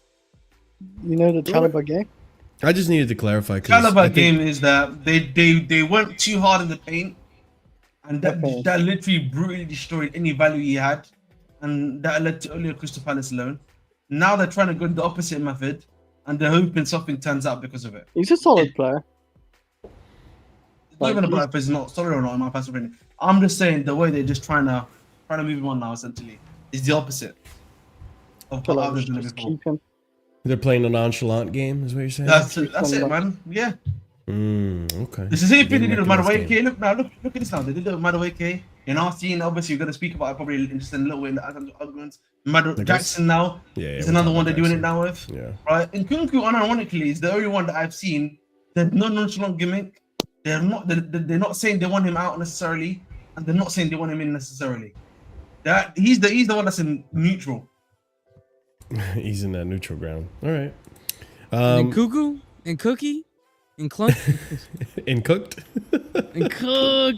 Nah, I'm not gonna lie, man.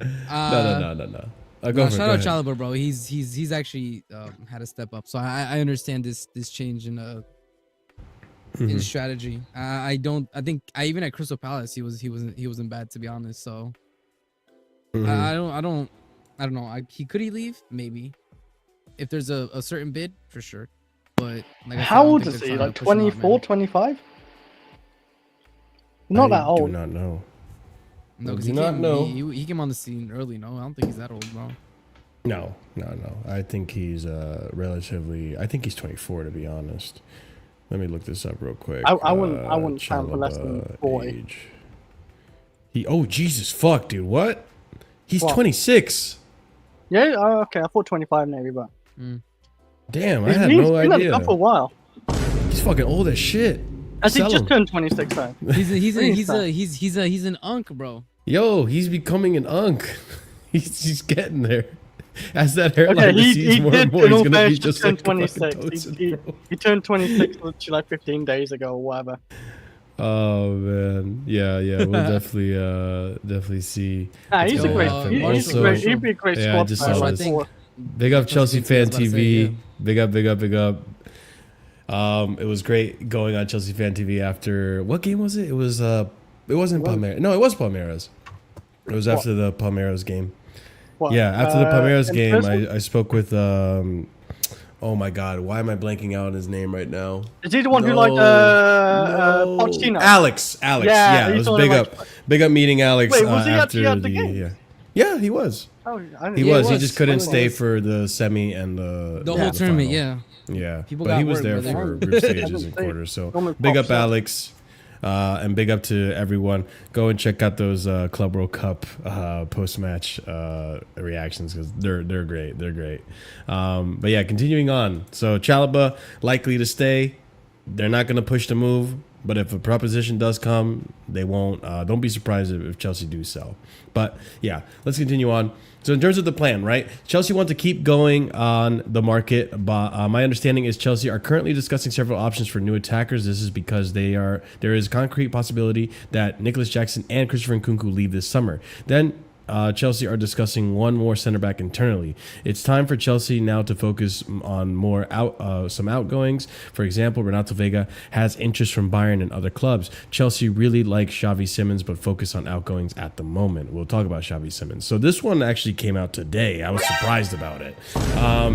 So actually not even today, like hours, like an hour or a few minutes before I started the show. Exclusive, Strasbourg agreed deal to sign Mamadou Sarr on loan from Chelsea. The defender is back to the club. After signing an 8-year deal with Chelsea, Sarr returns to Strasbourg on loan as key part of Rossignor's plan for the upcoming season, with top 5 ambitions in Ligue 1. Here we go. This one actually surprised me because what kind of confuses me is why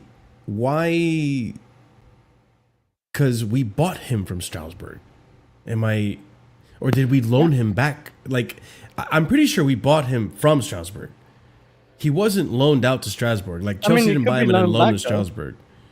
No, I get that. He was brought on loan back now. He was brought on loan back. Yeah, So we don't know when Nkunku basically. Chelsea purchased him from Strasbourg, who had purchased him. Yes. So then why didn't Strasbourg just keep him another season? That confuses me. I think something happened. Like something changed behind the scenes. That has to be the logical take, right? But then the problem for me becomes, if that is the case, why? Anselmino. Then you have to look. You have to watch Anselmino, bro. What's happening in London? Yeah, that means he has to be getting an EPL loan. Because remember, right now, again, I said this before. If we look at Strasbourg loanee situation, Pender just got a loan there. Yeah. You got Kendry. Mamadou Sarr is another one that's been loaned there now.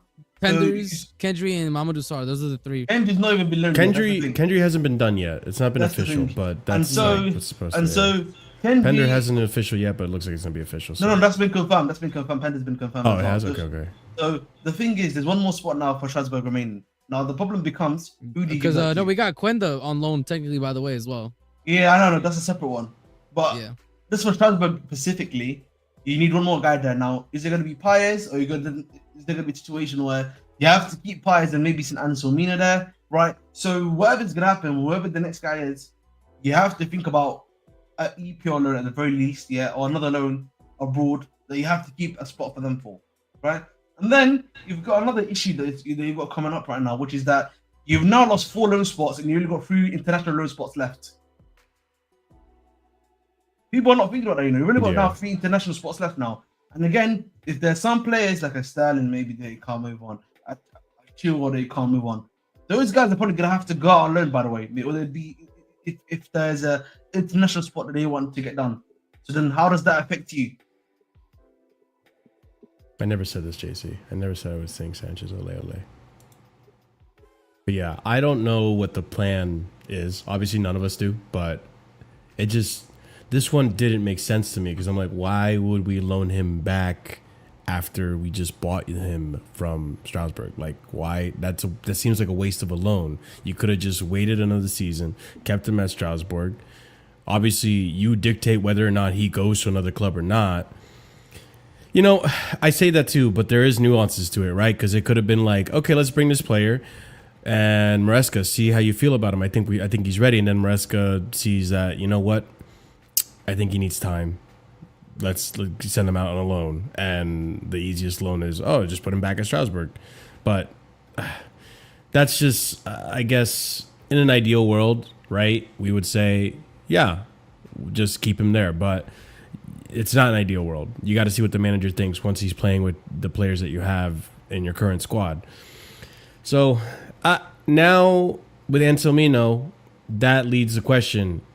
Is he going to stay in the team? Is he going to get a loan, which I think he should, like a championship loan or something, just to get adapted to the English game? Let's see exactly what's going to happen with that one. Let's move on to more players to discuss here. Tariq George is likely to go on loan, which we kind of knew. Would you say a championship loan or a Premier League loan? I'll go probably going to be championship, probably. Yeah, championship could be good because you need him to start, bro. So you have to be championship.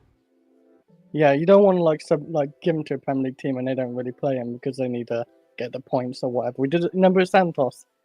We loaned him to was it Nottingham Forest? Yeah, it was Forest. Yeah. Yeah, and it wasn't good. And then we went to Strasbourg and that became really good for him. So you don't want to do it to a Premier League team, I don't think. It's too risky. Mm-hmm. Yeah, I wouldn't mind Strasbourg though. Strasbourg wanted him and actually saw he could be a key player. then I wouldn't mind it, but I don't know if they need a winger. I just don't think I don't think they need a winger like that. Yeah. And two, I don't think it would be beneficial for Tariq George's development, especially having already played in the Prem, already played, growing up with Chelsea, Yeah, but I think used to the eventually pace the of. Premier League actually transitions pretty well. Yeah, but he's already in the Premier League. He's already played in the Premier League. He's already played in Conference League and all this stuff. Like, I think keeping him in the Prem would probably benefit him. I think a loan to maybe a Sunderland wouldn't be a bad shout. A loan to even a Crystal Palace if Eze were to go. I don't think Eze is a left winger for them, but regardless, like another attacking option. This is just off the top of my head, right? Bundesliga maybe too as well. I don't know. You can get confidence scoring goals. Even Nottingham Forest wouldn't be a bad shout now that Alanga's gone. But I don't know if they already signed someone to replace Alanga.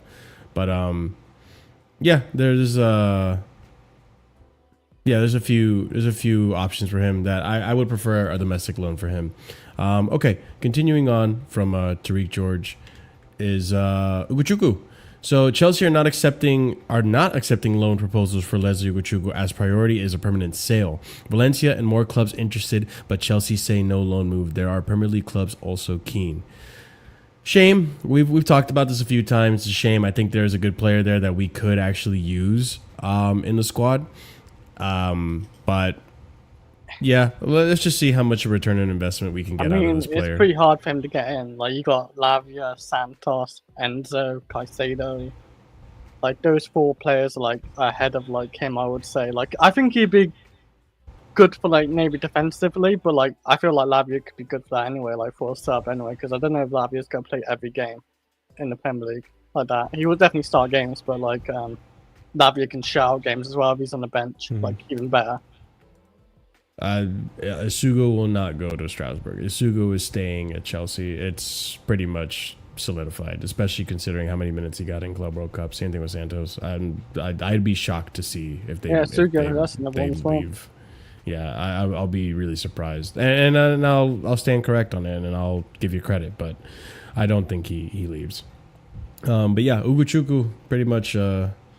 His time at Chelsea's done. So he's another one that's going to be in the outgoing section. Another one that I'm sure all of us are looking forward to. And again, take this with a pinch of salt.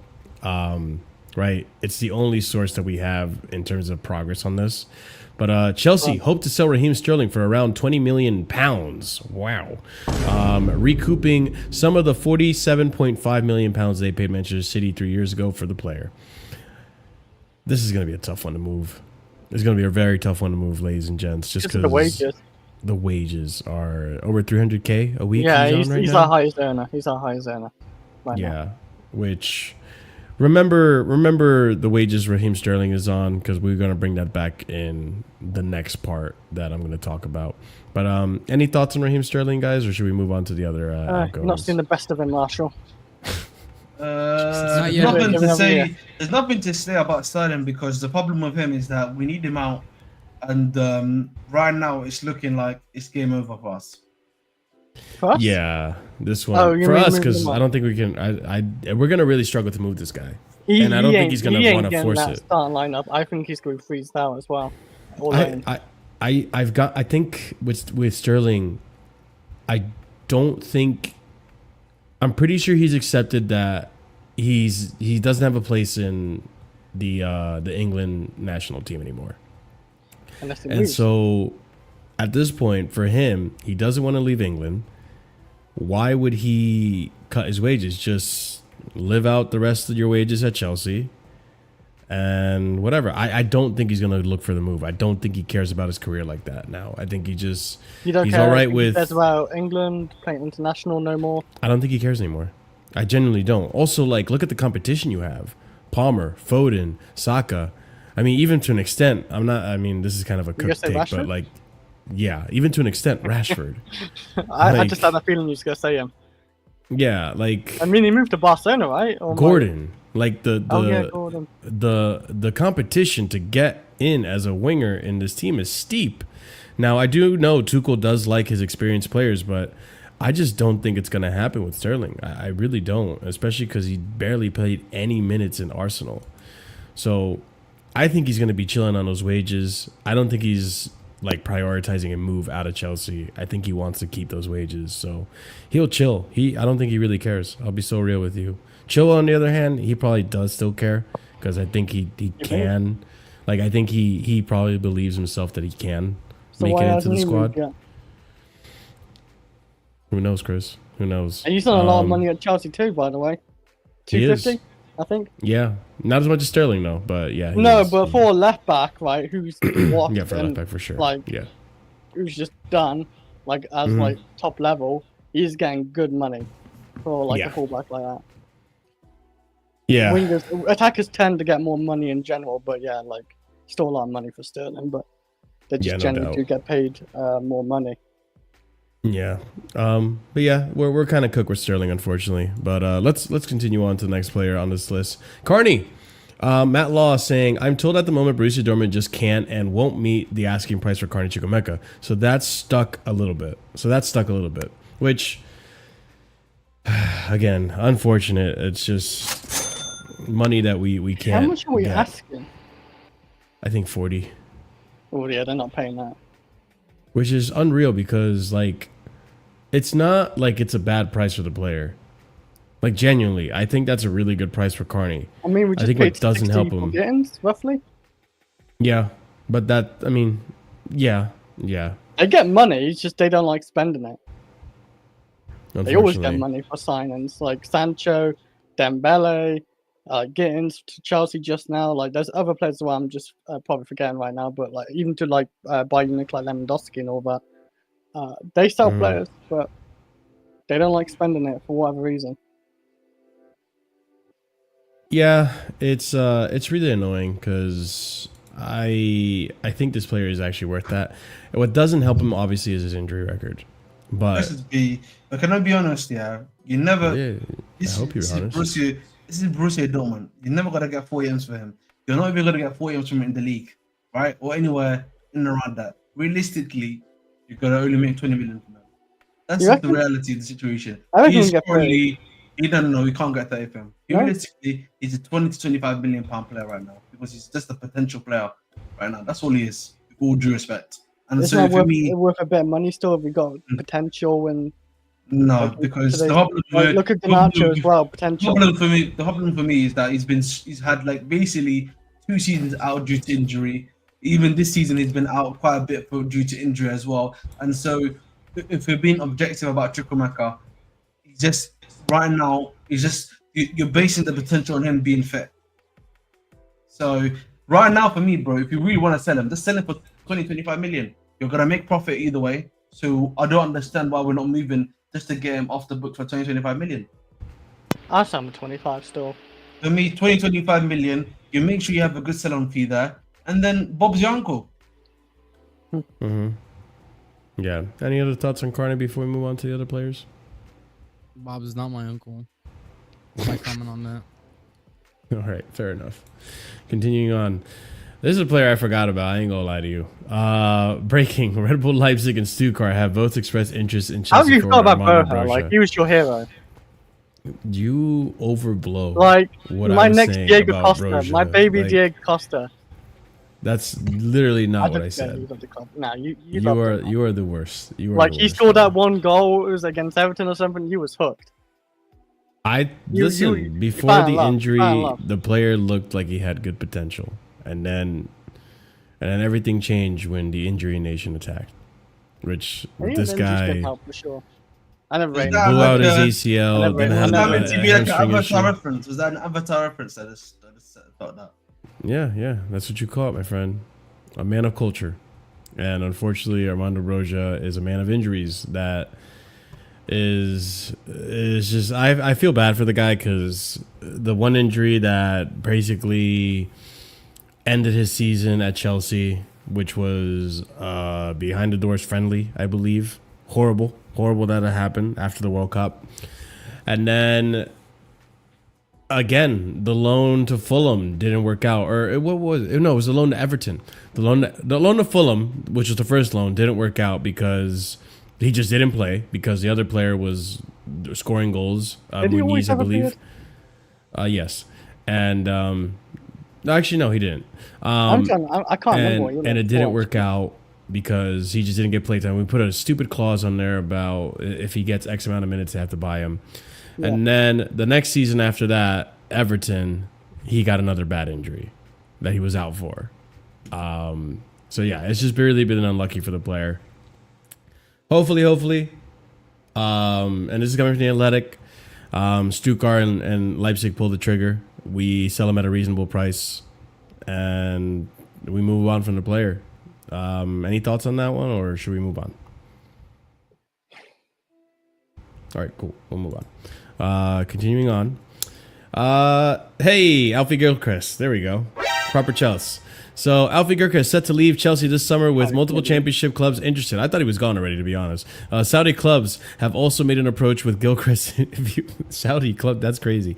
Saudi clubs also made an approach for Gilchrist, viewed as a strong profile fit for the Saudi Pro League officials. Exclusive. Derby, Watford, Middlesbrough, and Blackburn have all inquired on Alfie Gilchrist this summer. Understand Chelsea looking for around £5 million. No plans to sanction a loan as it stands. Pure profit FC. He actually did have a good season for what team did he play for? It wasn't Blackburn. It was it wasn't Sheffield? Coventry either. It was Sheffield? Hull. I think Was it Hull? wait, was it Sheffield? I thought it was Sheffield. Let me look this up. Sheffield. It was Sheffield? All right. So he had a good season with Sheffield, surprisingly. But yeah. They don't value them at high, though. No, they don't. Unless he's on a low contract, like a year left, and I understand, but 5 million? Like, I thought it'd be like at least 10, maybe because he's English as well.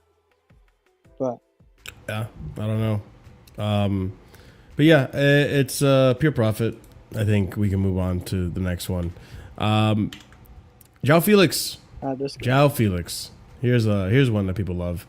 So, latest, Chelsea have set a £35 million asking price for João Felix, but Benfica want to purchase only 50% of his rights for half that amount.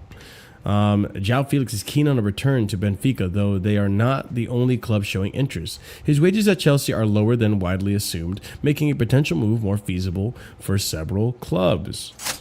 Save money because we lowered his wages, and now he can actually potentially move on. So I think this deal does happen this summer. It must happen this summer. I mean, the player has to go.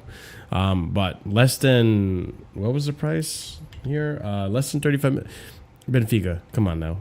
If you can cough off 25 mil, he's all yours. That's what I say. But yeah, thoughts on João Felix? Like, is this gonna get done, guys? Do we think so, or are we cooked and he's stuck with us? Or even if Send him maybe back some to of you Benfica, hold the bro. Another one that you're just gonna have to take a loss on, man. That's it. Yeah, pretty much. Yeah, I wouldn't mind it. I mean, let's just get him gone. I think the player is just hogging up wages at this point. Not that it's much, according to Matt Law. And there are clubs still interested in him.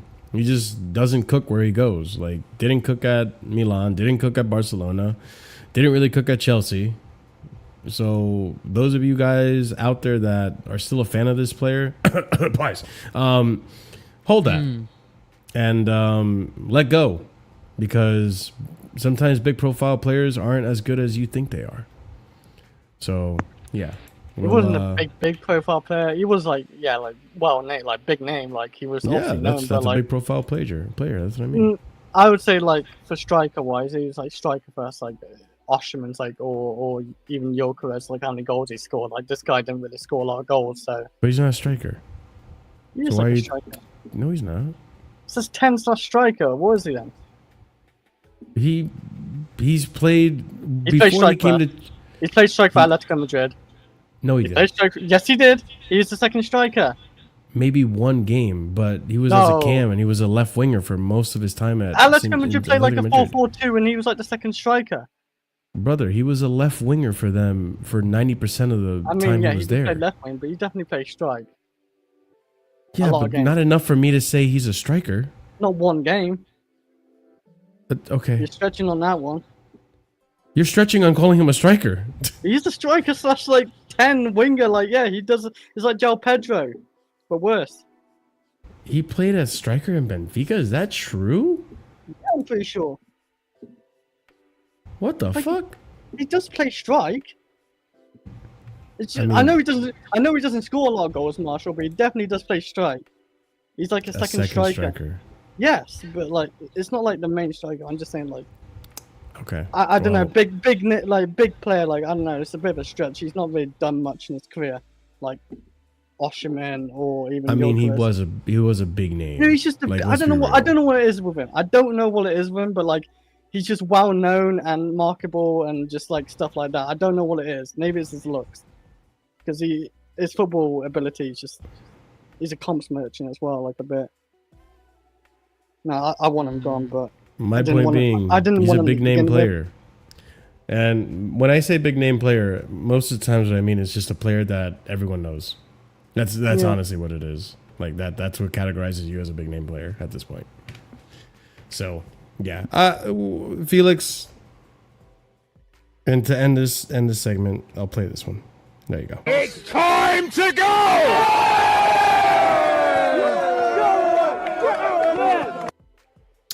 Okay, so here's a little bit of a quick one before we move on to the hotter topics that have been being discussed on Twitter and all that fun stuff. Rodrygo is not happening. So why is it not happening? Chris, I will let you know why it's not happening. Matt shit. Law reporting here, and this makes just logical sense. Ladies and gents, if you're still holding on to the Rodrygo dream, I'm telling you, let it go. Rodrygo is on huge wages and wants even bigger wages to move. There's a massive fear among European clubs. If it goes wrong with Rodrygo, you're stuck with an enormous problem. Chelsea already have this problem in Raheem Sterling this summer. Now, let me ask you this, Chris, because you seem to be an advocate for Rodrygo, right? I think a lot of people are there. And I think all of us are advocates for having I would Rodrygo take him at with Chelsea, reason. but the problem is the wages, right? And most of us on the panel What's he on at understand Real the wages Madrid? is the Like problem. 300 plus? Not 300 plus. I don't know what Oh. he's at Real Madrid. He's at 250 or something like that. He's in a good amount of wages. Chris, let me ask you this. Do you think that Rodrygo is a player worth breaking our wage structure for? Good question. right? Over 250 now. I can't have him pass like Reece James or something. I feel like he has to earn his wage. Even Cole Palmer's like on 120, 130 on wages, but Mhm. I think he's a great player. Obviously, he's not had the greatest season, but there's obviously many reasons, like with the club, how they signed Mbappe and Vinny and all that. Like, I just don't think it's So- worked out. To give But you yeah, like- context, by the way, Chris, I sorry to do interrupt you. understand. So I do understand with the Uh-huh. club if they don't sign for like if he wants 300k or more. I do understand why they don't want to risk it. Like it might So- backfire again. Right now, he is on 208 million pounds or 208,000 pounds Million. a week. Sorry, not a million. 280 or 8. 208. 208. No, 208. okay. Sorry. It's depending on how much he wants. Like, 208,000 pounds a week. if it's like 240 or something, I think I would take the risk on that. But like that's obviously if the club 240 value him, base, 240 base. like- yeah, like kind of like That's he- nearly that's basically 280 with the UCL bonus that we do with What? our wages. 280. What on the base? Well, okay. No, Whatever if you do 240 base Yeah. with the what's it 15 to 30% boost from UCL. Oh, if 15, you I if you think, knew UCL, you get a boost. Okay. Yeah, then effectively he's on 280. Okay, maybe no. Then maybe it's like 200 then base because like and then yeah. Okay. Yeah, but would he accept it? That's it, because that's technically still the exactly same he's on. I mean, he has to like him and the other players just stay in that Champions League. What they should. Yeah, I So guess. and then you can earn more. No, but also like try even earn higher wages by playing well at the club as well. Like Cole Palmer was on like 90k at the start, I think, and he's on 130, 40k a week now, I think. So he's earning his way up. You know what it is with me, Marshall, and I'll tell you this: Mhm. what it is. I wanted Rodrygo initially because I think he has all the ability, right? And I think he's shown up in big important moments for Real Madrid. Yeah. My issue came when it became very clear. Shout out Jojo. Big up Jojo. When it big up became Jojo. when it became very clear that Yeah. Rodrygo has a bit of a chair in the corner mentality. Now, what do I mean by that? No, I think I know Real what you mean. Madrid and Xavi Alonso have told him in everything but words, you are not in our plans.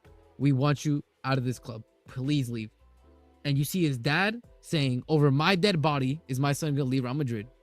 You see Rodrygo with the PR saying, I love this club. I still feel like I have a lot of brother. They're kicking you out. Like, you see them moving the things out of the house, right?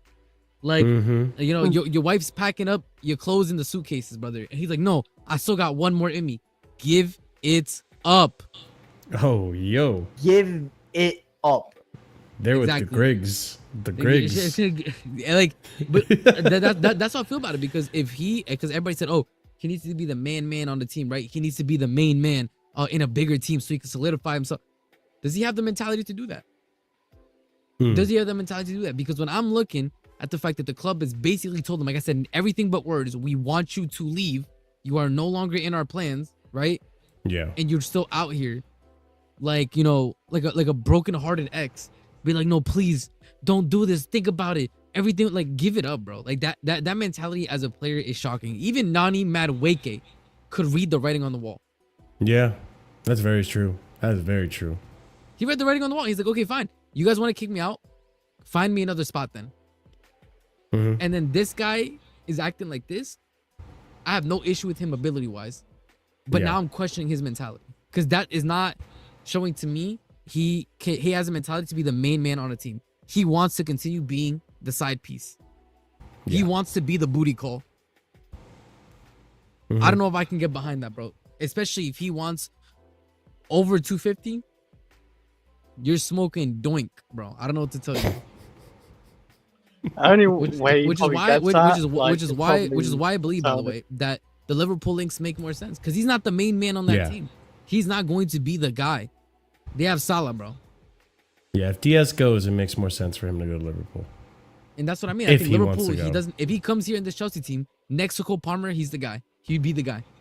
But at Liverpool, he's not the guy. Salah is clear the guy. Nobody else, even Wirtz, isn't the guy at Liverpool. It's Salah. Yeah.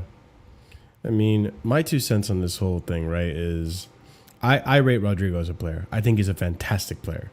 But am I willing to... You're not giving me a yellow, are you? Give you a yellow for weird sexual noises in the background there. Okay. So in terms of Rodrygo, I think he's a fantastic player. Don't get me wrong. And we've seen us as Chelsea fans, we've been on the back end of a Rodrygo brilliant moment in Champions League, right? Like, he knocked us out of the Champions League when we had a dying chance under Tuchel the last time we were like seriously competing. But is he a player that I'm willing to bring in and sacrifice potential peace in the locker room when I have to pay his wages? Is he a player that I'm going to bring in and he's going to be the game changer? He'll be a needle mover, but is he going to be the player that single-handedly wins me now the Prem or the Champions League? I don't know if I can say that about Rodrygo. I don't know if he's that caliber of a player like an Mbappe or Ronaldo in his prime or a Messi in his prime or a Neymar in his prime. Like, I don't know if he's that type of player. And the other issue, well, the biggest issue is those wages. And also what RSM said. I agree with 100% of RSM said. Like, I just don't think the mentality is there. Like, I just don't know if he's willing to be that number one, right? If he comes to Chelsea, he would have to be that number one. The all eyes will be looking at you because you're going to be coming in a big wage. You're going to be coming at a big fee. And the thing is, if you don't cook at Chelsea, then what? Then what? Now we're stuck with you. And that's going to be a shitty situation because we're already dealing with that with Sterling. We're already dealing with that with Chilwell. We have to get rid of those wages before we can even think about considering those wages again. So for me, I think he's a good player. I just don't think he's worth breaking the wages for. I think an Osimhen is worth breaking wages for, but not even to a great extent like that. But I think Osimhen would be worth doing that because I think that's a player that comes into this team and does help you win the league and does help you win Champions League. I don't think Leao is that player. I think he's better than Leao. I mean, what other options are out there that I would even consider? There's not many. So I'll take Leao. We can't get Rodrygo for a reasonable No. wage and price. No, No, bro. Look, he's okay, not look done at this that is this. the bad. big still. name player No, syndrome. Chris. No! Is that you, Once- Pies? No, Pies, is that you? I would rather him over Games. No. And I'll explain to you exactly why. Do Why? we win that PSG final with Leao instead of Pedro Neto on the left? No, because the way he defended, I will say Thank you. like Is He Leao just- ever no. going to do that? defend. No, not like that. Unless Enzo can make him do it. Like You answered your own that question I'm- there, is Chris. I my mean, no, point. but I will say like For the Dembele- wages he is on, yeah. I need you to be willing to run that like that, bro. I'm so sorry. By the way, like Yeah. Dembele, I don't think was really known for his pressing until Luis Enrique. If Enzo Maresca can get like that out of like obviously Leao is a bit. of a Dembele's risk. you someone want I to would hold break on, wages if you for. want to pay, and so you're willing to pay what Milan is asking for, the wages he's going to I don't know how pay much him Milan is asking for really. on they're gonna ask for a lot. He's their star player. 80 probably minimum. 80. So I the, thought- what Milan is asking It's, for, it's the all about the he's gonna wages ask for me as well. He's gonna ask for top tier wages. Let's be real. If has he it if fair. he Yeah, thinks he can get 100%. over 250, then yeah, like he can just do one. No, but- no. My question is, should he be paid more than Palmer? Because that He- for me, that's the bar. Palmer's That's the on bar. 100 But Palmer's like on 130. Like it's quite low. Like considering like there's a lot of players even ahead of Cole Palmer Okay, right now. so 250. So is he as important to the team? I don't Does think he he should have be over enough reason to 200k be at paid? Chelsea. Over okay, not over 200k. My problem is Milan's going to try to extort us. They always do. They always do. Yeah, that's true. They always do. Leao is not going to want to track back. He's just not, bro. I'm so sorry. Like to burst your bubble, Enzo Maresca is not going to get a guy who has been a serial defensive liability to all of a sudden track back. If Carlo Ancelotti couldn't get Kylian Mbappe and Vinicius Jr. to track back and defend, why is Enzo Maresca gonna do that for Leao, bro? Mhm. That's No, my issue with people can Leao. change, There's man. Some too players many. can There's change. too many if buts and maybes for the price. I'll take if buts and maybes with Gittins. I'm not taking if buts and maybes with what Leao's gonna cost. I don't know what I'm gonna get again. To be real though. But that's my whole Time will point. tell. You don't. But that's my whole point. You don't know. But he's a young player, and he's not gonna cost as much wage wise or I don't know what. Yeah, his wages must be low. Yeah. It's about, we won for 60 million. 60 million is still a lot of money, I think. Just so. but Chris, just remember, Noni went to Arsenal, but Noni was earning 70,000 a week. Oh no, yeah, and that's So I can't imagine Gittins is anything more or less than that. Like it's Yeah. around that Isn't that area. brother like 20? He's quite young. 20 or 19. He's really young. Actually, let me look it up real quick. Gittins' age. He is 20. Yeah. 20, and I don't know what his wages are, but I can't imagine it being exorbitant. But yeah, like the Rodrygo thing, like I get it. I would love to have that player. If it was like limitless wages and I didn't have to worry about that, then yeah, bring him in. Like who cares, right? But and even more so, I would even go as far as to say this: like if we didn't have to deal with the wages we're dealing with Sterling and Chilwell in the book still, then I would say like fuck it, let's risk it. Like what's one player that'll break the wage structure? But if Rodrygo doesn't kick off and you have Palmer who's doing better than him, or Reece that's doing better than him, or other players that are doing better than him, they're probably going to look at the ownership and be like, hey, this player is earning twice what I'm making. How come you're not paying me that amount of money? Then it becomes a whole issue with that, which that is one issue you have to thread a fine line. You have to thread a fine line. I don't know how to go about it. I don't get paid enough to figure out how to thread that fine line, but these guys have to figure that out. And surely they do. And listen, we'll go over this, but just get Morgan Rogers at that amount of money.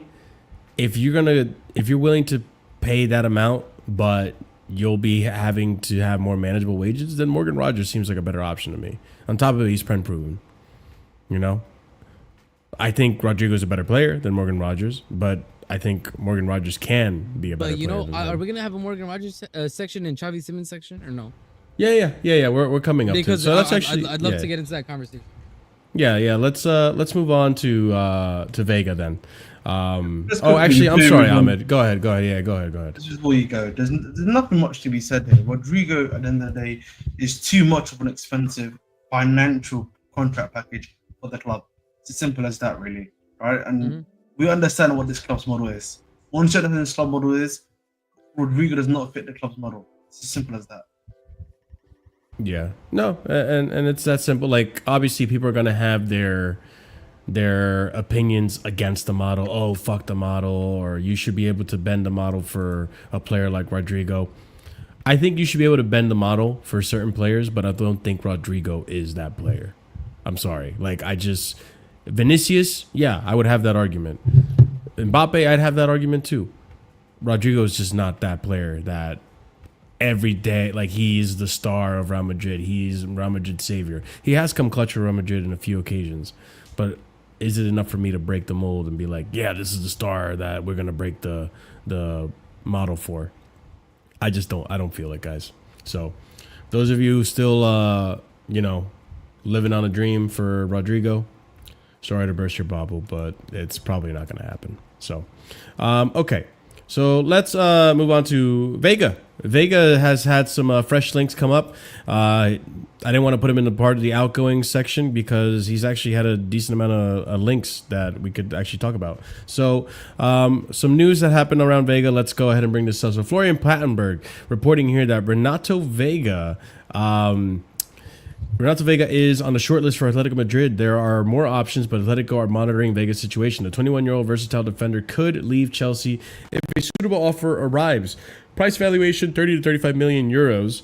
Many inquiries have also been made. His contract runs until 2031. I believe we bought him for 7 million euros or 17 million euros. Someone remind me in chat or in the panel. I think it was 12? I think it was 12. 12 million euros? Million pounds. Million pounds. Yeah, wow. Renato Veiga is a concrete option for Atletico Madrid, as exclusively revealed yesterday. Talks with the players' camp have started and have been positive so far. The 21-year-old versatile defender can really imagine joining Atletico. Chelsea are focused on a permanent deal. More clubs monitoring Veiga. FC Bayern like his profile, but are not in the race for him at the moment. And that brings me to this as well. Atletico Madrid have now made direct contact with Renato Veiga's camp, and the player is keen on a move. Chelsea insists on a package worth at least 40 million euros to sell Veiga, while Atleti are prepared to advance in negotiations. Renato Veiga still expected to leave Chelsea this summer, with the permanent move anticipated since June. Atletico Madrid, Bayern, and Premier League clubs all in the race to sign Veiga. Understand Chelsea want package over 40 million euros for Veiga. Yeah, don't fuck with Chelsea or we'll just sell you. that's kind of the lesson learned in this whole saga, to be honest. You know what else I'll say is a lesson learned though? What's up? And this is something that I think maybe, we were asking like why a bunch of players keep signing for Chelsea, right? Like what are we telling them? What are we saying? I think we might be saying to them exactly what happened to Veiga, right? Like, this brother was playing in Basel, bro. Half the people don't even know what league that's in. Some people still think it's a condiment. There you go, bro. He's playing for Condiment FC, right? Yeah. We paid 12 M's for him. He like what? Came up, started a couple conference games, picked up some pity minutes in the league, and he became a starter for Portugal. He got a loan to Juventus. He's now being looked at by the likes of Atleti and Bayern and Premier League clubs. And we're nearly going to triple our value on him. It's a win-win. So what are we telling these young players? We're going to tell them this. We believe in your ability, right? Show us. If the coach likes you, you'll stay, you'll perform. If not, we have given you a massive boost up in your career in terms of visibility. We have given you a stamp of approval that means something to other clubs. Because whether we like it or not, other clubs do rate our scouting ability. They do. That's why so many clubs are willing to pick up our scraps.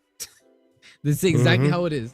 So that being the case, I think that's what we're telling. And I think the Veiga story, like you said, if you burn your bridge at Chelsea, then if you want to leave, the door's closing on the way out. There's no way back in, right? If you are the one who asked to leave. But on the flip side, it's also proof to the other young players. Listen, if Chelsea comes knocking, we will give you a platform. We will give you the visibility if you believe in your talent, and you'll get picked up 100%. Even if you don't make it at Chelsea, you're making it somewhere in Europe. Yeah. There you go. I don't want to be... Exactly. Chelsea approved used. Exactly. It's like the Apple approved used. Yeah, the iPhones. Exactly what it is, bro. Yeah, the seal of approval, refurbished. Via. Yeah, but you know what is Vic? I yeah. could give you another example. Petrovic. Where did we get Petrovic from? Did he come from a top 5 league? This brother came from the MLS, and now he's playing for Bournemouth in the Prem as a starter. You look at Santos. He had 1 season in a mid to bottom table club in Brazil, and now he's being chased after by massive clubs. I don't know what to tell you. Yeah, I mean that is kind of a good pickup in terms of like analyzing the transfer windows for Chelsea and how it is that we are getting Marshall, these players to join the club. We are tripling our value for what we bought on Veiga in 1 year. We tripled his value. If we bought it for 12, we're selling him for what, 40? We nearly tripled it. And this is my thing. You are not going to get hits every single time, but as long as you break even, that's all that matters. With these young players, if you break even, and for David Washington right? We broke even. Like, as much as you guys want to hear it. Same thing with Angelo. I think we made a bit of profit on Angelo too when we sold him to Saudi. So there I'm you pretty go, sure man. we did. It is what it is. Yeah. Listen, I mean, I don't want to be that side piece club until you find like the one, right? But if that means some of these players will come, give it a shot at Chelsea, and if it doesn't work out, then they move on, then fine, because some of these players will come at Chelsea. Because of the wages, they will try to fight for a place, and it won't cost us that much, and they'll eventually move on. Or some of these players will come at Chelsea, they will work out, and they stay at Chelsea because we don't want to sell them, and you know, there's nuances to it, but as well, right? But at the end of the day, it does help us attract players, because you're not wrong. Like, these players that have come to Chelsea and left under this new wage structure and all that stuff have been able to find moves elsewhere, and big moves elsewhere. Like, you know, Renato Veiga is a prime example of this. This guy got a loan to Juve, which is not any small club, and Juve want to keep him, or wanted to keep him, but hey, money's money. And this actually, do you want to actually, Ahmed? I'll give you the chance to talk on both. Let's move on to the next player that this kind of actually worked out for as well for us, Disasi. So there's been some links with Disasi, and this has actually been impressive to see. He's actually been linked with a lot of clubs, and not small clubs either. So Villarreal have contacted Axel Disasi, and negotiations are ongoing. Newcastle and other Premier League and Italian clubs are keeping an eye on him and monitoring him. Chelsea will ask for around £25 million, and the player is expected to leave. This is coming from July 7th. Obviously, we have more up-to-date news in a second. Newcastle have joined Villarreal in the race for Chelsea defender Axel Disasi. We also have ongoing negotiations between Villarreal and Axel Disasi. Chelsea asked for £25 million from according to Fabrice Hawkins. I already had this one. I forgot to delete it. Villarreal are yet to formalize their interest in Axel Disasi with an official offer. Chelsea hope to earn 25 to 30 million pounds. Villarreal have approached Chelsea center back Axel Disasi regarding his summer switch to Spain. Talksport understand Chelsea are hopeful of earning around 25 to 30 million pounds. The latest, Neom SC, Saudi club, are interested in signing Chelsea's Axel Disasi, according to L'Equipe. I believe this also was retracted, but we'll continue on here. Newcastle, Villarreal, and Juve have all made inquiries and are in the race to sign Chelsea defender Axel Disasi. Ahmed, again, using Chelsea to platform yourself into another club. Chelsea are managing to find homes, or potentially find homes, for Renato Veiga and Axel Disasi. Your thoughts?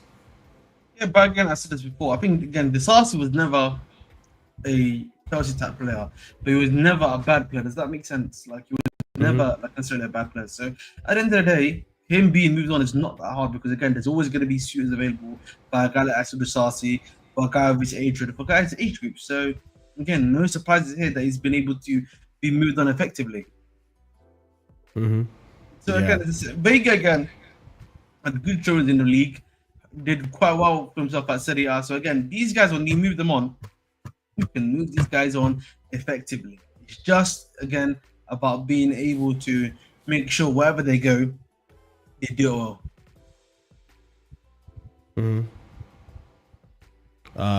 Big up Mutt Yard, $1.99 super chat. Getting into YouTube and would love to be on here. I've said this before. I'll say it again for people who are new. And big up to you. Thank you for the super chat. I appreciate it. And big up to all the new viewers as well. Subscribe to the channel. Smash the like. Helps out the channel tremendously. In order to get on the panel, I just need to see you regularly. You need to be a regular here. Get on the call-in show from time to time. Build some rapport. And if I feel that you're a good fit for the panel, then I'll have you on and you can be a part of the panel. But it does take time. If you're willing to be patient and do your due diligence and come on the show and be a regular on here, and I see you often enough and we chat and you build up some rapport, then I'm not closed-minded to who I have on my panel. So big up to Mutt Yard. I appreciate it with the super chat. And RSM, Axel Disasi, the Brick Nation, still at Chelsea, but could potentially be seeing a move out of Chelsea very soon. And listen, good clubs to be linked with as well. You cook much at home? Yeah, I cook very well. He's cooking, bro. Yeah, listen, man. I think one of the funniest things to happen this transfer window so far is in the morning, Neom FC's interested, and then in the afternoon, Neom FC interest ended, bro. They saw the comms, bro. They saw him running up the hill. They saw. I'm running up that road, running up that hill. All right, yeah. He was going up that hill with all the grace of an 18-wheeler. But listen, man, shout out Disasi. I think in Italy he could cook for sure. I don't think he's an awful defender. I just think that he's not what we need. No, I think in a slower league, I think in an easier league, he won't be as exposed defensively. Yeah. That being the case, I'm not too worried. I'm sure we'll find them a move. I don't even think that price is bad. So. 25 million euros. Or, no, it's fine. I mean, what did we get him for, and how long has he been on the books? Right, like that's pretty much what we're looking at. So.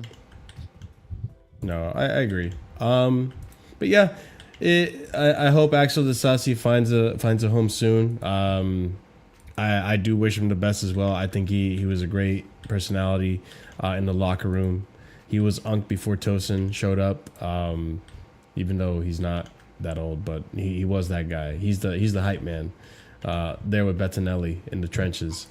But yeah, we'll see what happens with him. We'll keep an eye on that. Not a bad price for a defender that, like what RSM said, and what Ahmed said as well. Don't think he's a bad player. I just think in a slower league, he probably does suit it more, and he'll be a decent center back. I think we played him at right back way too often, and that didn't help his case. All right, so let's get into some of the hotter topics that have been happening. Obviously, RSM wanted to discuss a few of them. Let's start off with this one, Eze. So apparently we were ready to hijack Eze, which is kind of crazy to see. Let's read some of these tweets and let's see what's going on with it so far. So Chelsea held new talks on Tuesday with agents of Crystal Palace's Eberechi Eze, who has a £65 million release clause on his contract. Continuing on, Chelsea have held talks with Rodrygo Eze representatives in an attempt to hijack Arsenal move for the English star, according to Simon Phillips. And then here again Simon Phillips, and this is the most recent. This came out today from Arsenal Zone. I haven't seen any of the Chelsea aggregators tweet this yet, but Chelsea has held discussions with Eze's agents, but they were reportedly surprised by his demands in a huge salary. The club also discovered that his release clause requires a full upfront payment. While Chelsea remains interested, a move to sign Eze now appears unlikely. RSM, was Eze a player that you would have entertained the idea of? I don't think he's a bad player. I think when we're looking at that left-sided 10 that we have seen, in terms of a profile, it's a fit. Where I'll say it's not a fit is we look at age-wise, definitely not a fit. right? We look at the fact that they were How saying, old you is he? know, 27? 27, yeah. So Okay. age-wise, he doesn't really fit the plan, right? Because this is indeed his last move, right? And he knows it. That's why he wants the huge salary. Yeah, that's true. And playing the release clause up front is not something this club is willing to do, realistically. We see this club, you know, literally change the rules, force UEFA to change the rules on amortization and how long you can do that for. Because of us, I don't think we're doing this. So, like I said, in terms of a tactical fit, yeah, I got no problem, and he would probably tactically fit exactly what we're looking for. That left-sided 10, that left-sided inside forward, right? Definitely would fit, but in every other category, he does not fit. He legitimately does not fit. Doesn't fit the wages, doesn't fit the age range, doesn't fit with the payment plan that they probably wanted. So Yeah. there's not really much more discussion we can have about as to be honest. And I also like on the player, like, he's found more of his feet as, which is, it baffles me that Arsenal are trying to sign him as a left winger. Even though I know he can play left wing, and I did say that's a good shout for Chelsea as an option. But I don't think he's had his best time at Crystal Palace as a left winger. It's been more as an attacking 10 or a left-sided attacking 10, which could actually suit Chelsea in some formations. But I don't think he's had as good of a season as Rodgers has. I do think we have seen a bit of a dip in his game and his stats when Olise left. That's not to say that he could come to Chelsea and he can cook with Palmer and stuff like that. That could happen too. But I think he's been very inconsistent. Like, he's a good player, but he's not reached the levels of like Olise was able to reach at Crystal Palace, for example. And people expected that maybe this last season that happened, he would maybe reach those levels. We'll see what happens in his next club, whether it be Arsenal or he stays at Crystal Palace. But he is a good player. I'm not going to deny that either. But I do think the wages wasn't going to work out and so on and so forth. Ahmed, any thoughts on Eze before we move on to Nkunku? I mean, the only thing I can say about Eze is quite simply, again, you know, he doesn't even suit the age range, so I'm surprised you're even looking at him. So I think Ahmed, I think he was like playing C, bro. That's what I think he is. I think he was playing C. So we just inquired to see what the, you know, what the parameters also, were for, I think for a it's deal. quite weird that, you know, you're getting what's it called, a report that we have to pay the relief clause in one go. That for me stinks of maybe him not wanting to come to us, in my personal opinion, actually. Oh, you're thinking like we're saving face kind of thing? No, I actually don't think he wants to come to us, and so they probably have brought up these conditions and stuff like that to basically be like, you know, they're trying to make it harder for the club to go for him. Does that make sense? I also think the big we don't have a great relationship with Crystal Palace either, apparently. No, but we spoke to his agent apparently. If you spoke Okay. to the Arsenal fella, right? Tapping up the player again? No, but you didn't need to do it for this one. For this one, the relief clause is known. We know everything. So you ask the agent, okay, what's the requirements? Does he want to come to us, right? So the fact that I think he's looking for a big wage makes sense. Again, he just won the Carabao Cup. He's 27. This is probably going to be his big money making contract if we're being fair as well. And we don't do that at Chelsea Football Club, so he knows that too. So for me, probably Arsenal makes the most sense for him financially, in my personal opinion. And I think if you look at him from a position perspective, he can snatch Odegaard's chain, if that makes sense, right? So he can probably play with Odegaard, in my personal opinion, in that middle position in a way. So, and if that's the plan, because it looks like they want to put him in the left wing. For me, in my personal opinion, he's not playing left wing, bro. He's gonna play where Odegaard's gonna play. It's just that, you know, I think they're trying to, like, you know, do the little fake news thing with like, we're gonna play him here, but then in reality, when the first game of the season, bro, he's playing in that Odegaard role, bro. Yeah. I think that's what makes the most sense. If I had to go based off the news, it doesn't make sense to pay that much to sign him on the left wing for Chelsea or for. Unless he's playing left as a left forward for Chelsea, that would work. You have to be the left hand for us, because like if you play that would make sense, right? Like where but Arsenal don't do that. Yeah, where Nkunku's playing, but otherwise, bro, it would be a pointless signing. I don't think we would do that personally. Yeah. Speaking on Nkunku, let's go ahead and talk about Nkunku then. All right, so we got some news on Nkunku, and we'll obviously be discussing it.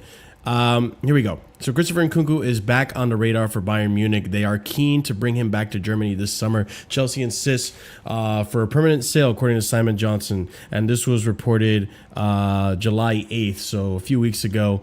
And we'll get caught up to speed real quick in this segment here. Despite making 4 appearances at Club World Cup, Chelsea are still willing to listen to bids for Christopher Nkunku. Bayern Munich like the player, and Manchester United remain keen. Chelsea put a price tag of £65 million on him in January. So, Christopher Nkunku is again a target for Bayern Munich, and they are keen once again on bringing the Nkunku back to Germany. Chelsea will insist on a permanent deal for the forward, and I think Bayern is a big one to pay attention to, considering Musiala is probably out for a good portion of the season, and they are going to need a potential replacement or a player that can play in that position in his absence. So, Inter Milan apparently also are interested in securing the signing of Christopher Nkunku, according to the Marzio. So we fast forward to a few days ago. There is no rush to force Nkunku out, as he could line up alongside João Pedro, given the pair's ability to play multiple positions, according to Nazar Cancela. Now, where I stand on this is I've had a bit of a I've had a bit, I don't want to say a change of heart, but I've had a bit of more of a reconsideration on this, right? I would like to move past Nkunku now. Like, I do think his time at Chelsea is done now. Like, I do think we need to move him on, and I still feel that. However, I don't think it's as dire as it was before. I do feel that we could probably get away with, if we don't sell him this summer, we can probably get away with having use for him in the team, because I do think he suits his new, some of the new systems that we're using in game and new formations than it did prior. And he has looked better in the Club World Cup team and competition. I think his attitude seems to have turned around a bit. Time will tell with that. So I do feel like things are getting better for Nkunku. I also feel like last season I may have been a little harsh on him, simply because when you put it into perspective, he didn't actually have a full first season. He was out with an injury for a good portion of it. He played maybe 5 or 6 games in that first season. I could be wrong, but correct me if I'm wrong, people. So last season, the season that just passed, was technically his actual first season. And I like to give players 2 seasons. So when I look at it that way, it does give me more leniency. Realistically, it has been 3 seasons. So I understand if people want him gone. I understand if people want him to stay.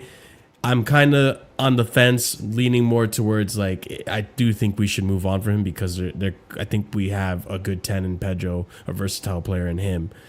So I don't know where I stand on this, really. Like, I'm kind of all over the place. Also, big up Football Carnage. I'm gonna highlight your chat in a minute. Unless you're talking shit, then I'm gonna just ban you. But go ahead, RSM. What are your thoughts on this whole Nkunku situation?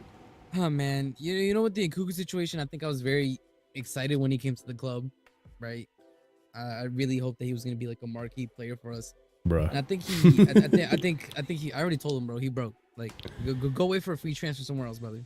Yeah, bro. Keep but dreaming. with Nkunku, I was waiting to. Yeah, no, you can make all the revenue you want. If you ain't spending the money, you a broke boy to me. It is what it is, bro. You out here begging Konate for, wait for a free, please. Wait for the free. All right, man.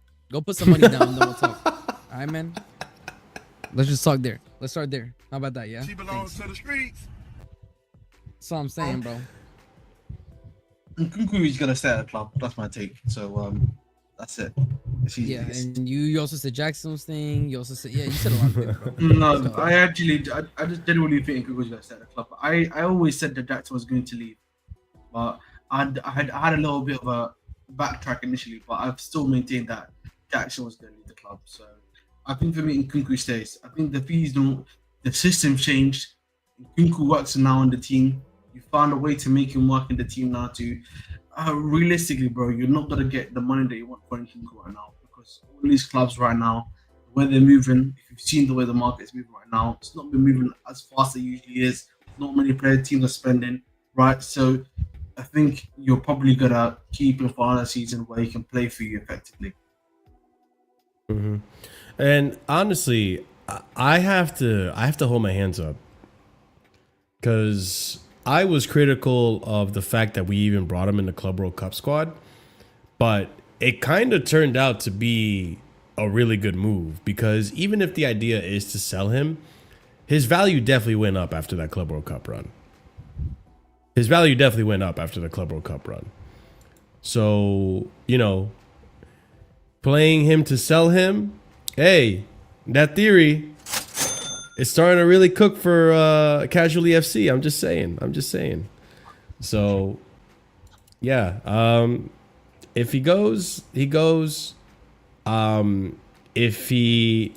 Listen, I am kind of flip-flopping. I'm allowed to change my opinion, but I still feel like we should sell him. But if he stays, then if he does cook, I'll hold my hands up and say, hey, you know what? I was wrong about him. So I hope he does cook if he does stay. And if he does go, then I hope we get a good amount of money for him. But that being said, let's move on to one of the big stories that everyone wants to talk about. And it's been kind of going back and forth in chat between Xavi Simons and Morgan Rogers, which we'll get to Rogers as well.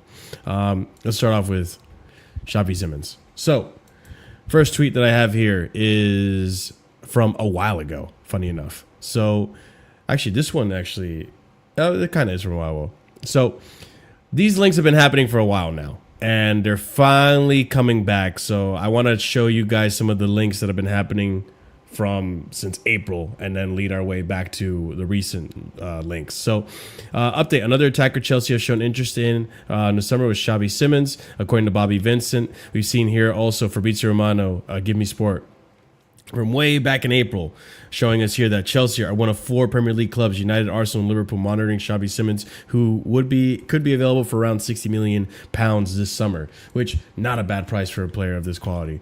We continue on here. Xavi Simons prefers a move to Premier League this summer and has brought in super agent Ali Barat to help him. Barat is expected to approach Chelsea and more English clubs. And remember, guys, this is the guy I said earlier and I brought up earlier, Noni's agent, as well as other players in the Premier League. Caicedo.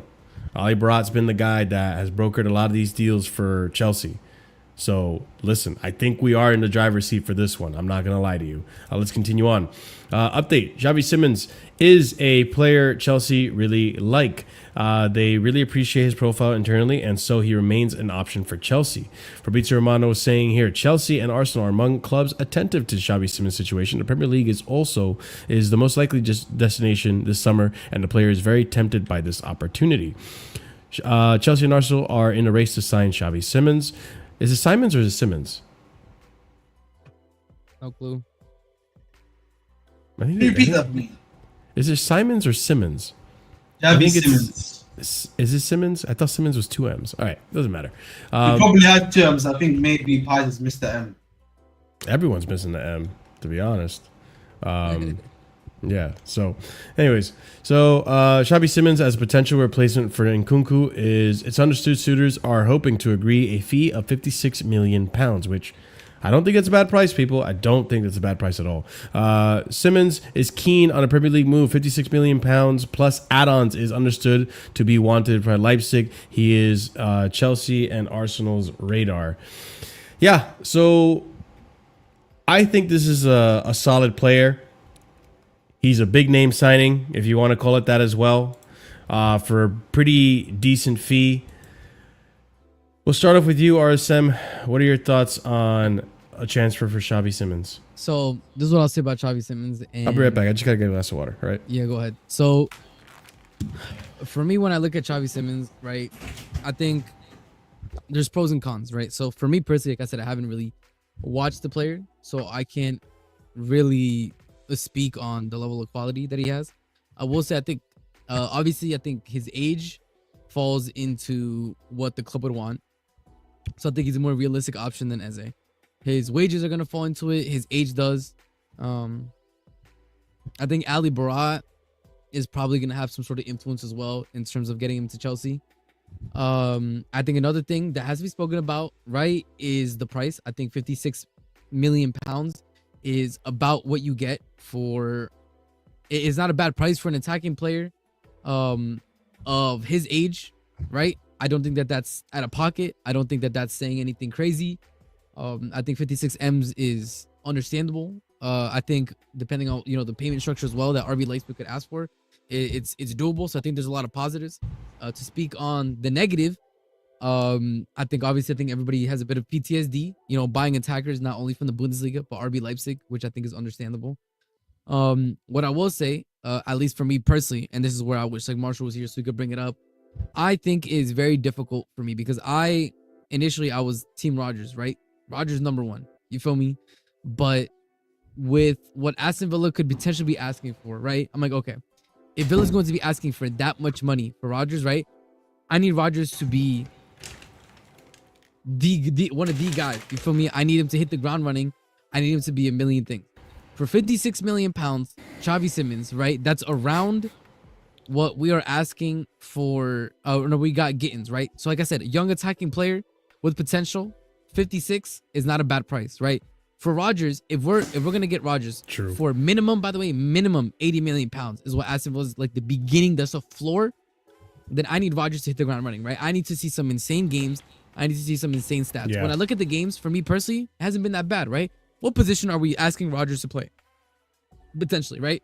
We're asking him to play a 10, and we're asking him as well to play a left 10, backup 10 at times, right? Maybe on the wing. But one thing for sure is that he's going to need to be very creative, right? He's going to need to be a good passer. You feel me? That's something that's going to be necessary, right? So, Marshall, if you could do me the favor, if you go on FBref and you can look up Morgan Rodgers passing stats, because this is something that shocked me. Because this morning I did a stream and Morning Zombie kind of opened my eyes, right? Because Morning Zombie, I trust him. He has said that he's watched Xavi Simons. He likes him. He's a good player. When I look up the stats, I don't look at Xavi Simons' goals. I don't like to look at goals from the Bundesliga because I think that's a bit of a fugazi stat translating to the Prem. I don't really like to look at that. But in terms of the creativity, in terms of the passing, I think that translates well. You look at a player like Wirtz, right? You look at Marmoush, the creativity, the passing, that can still, that translates to the Prem. You can do that. You feel me?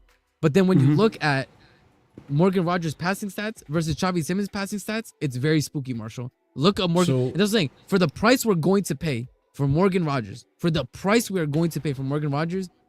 I'm going to need to have 100% assurances, right? So Morgan Rodgers, in the couple games that I've watched him, right? Because I'm not going to lie and say that I've watched every Morgan Rodgers game. Yeah. A couple, right?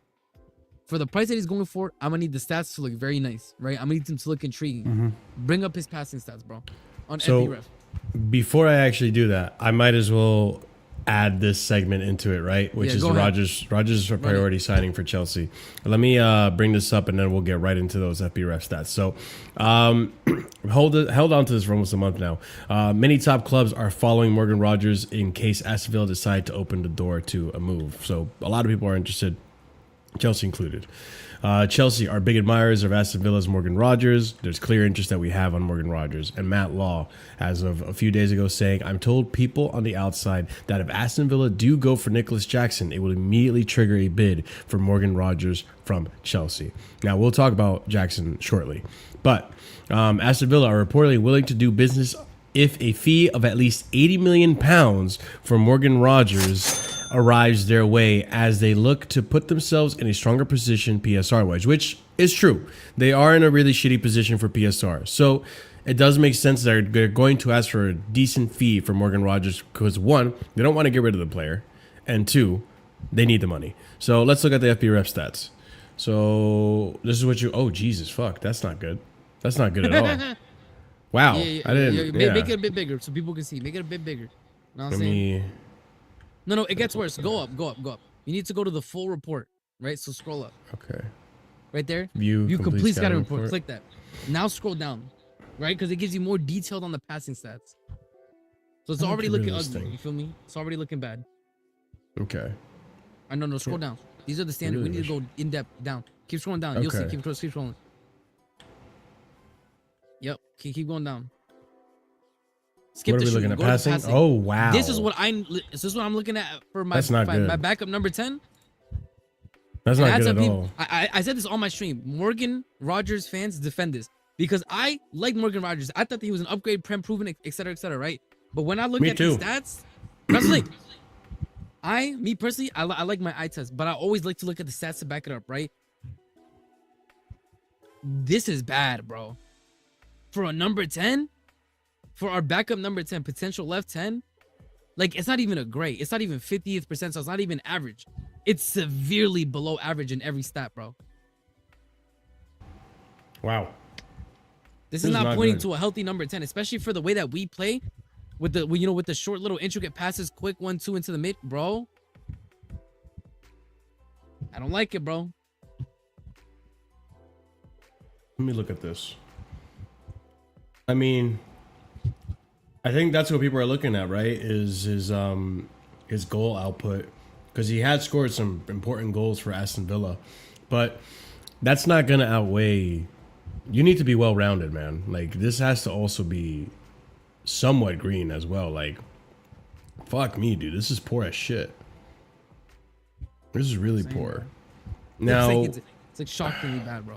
the last year against other attacking mids and wingers. Because, he was and then I playing looked as at a Xavi wing, Simmons, and creativity-wise, he looked a lot better, bro. I'm not gonna lie, man. All right, let me look up Xavi Simmons then. Because I don't look at Any, Xavi Simmons' goals. You can't look at his goals, bro. It's the Bundesliga, respectfully. That's why I scrolled right back past his goals, bro. It's with a V. It's with a V, brother. Oh.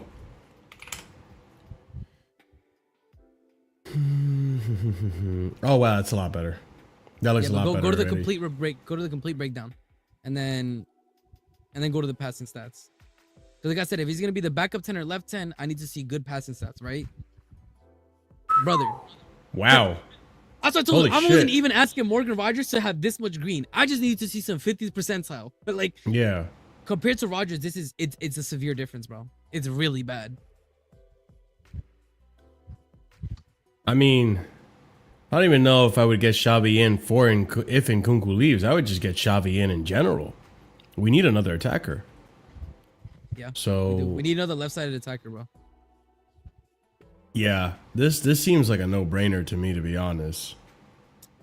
See, that's why I'm always willing to be honest. Because this morning I did the stream and I said I know nothing about Xavi Simmons. I listened to the chat. Some people were with it, right? Other people were like 100% Morgan Rogers. And I'm like, you know what? I've seen Morgan Rogers. I haven't seen any Xavi Simmons. Let me see what the stats say before I look at Xavi Simmons, right? Look at some comps, etc., etc. I looked at the 22 stats too. and He's I was young. surprised. Marshall, I was surprised by how bad Morgan Rogers' passing stats were. I was Yeah, shocked, bro. I'm shocked. I didn't think they were that bad. Goes to show I don't watch that much Villa. To be fair, I don't watch that much RB No, Leipzig hold up. either. No, you know what it is? It doesn't tell me how effective those passes are. The issue is Morgan Rogers, when you're in the bottom percentile as a number 10, like he's in the bottom 10th of every passing stat pretty much. For a number 10, that's bad, bro. That's not even telling me effectively. That's telling me you're the worst. His possession stats aren't bad either, and we do play possession based. So I mean, that's yeah. Why the fuck do people want Morgan Rogers, bro? What the fuck? Bro, When you look at this I'm shit, like, why do seeing- we want Morgan Rogers? Why do I want Morgan Rogers? I had my mind changed this morning. I'm always honest about it. I had no clue. I always prefer Morgan Rogers because I do believe that at least Morgan Rogers will be willing to, you know, he's been in the Prem, etc., etc.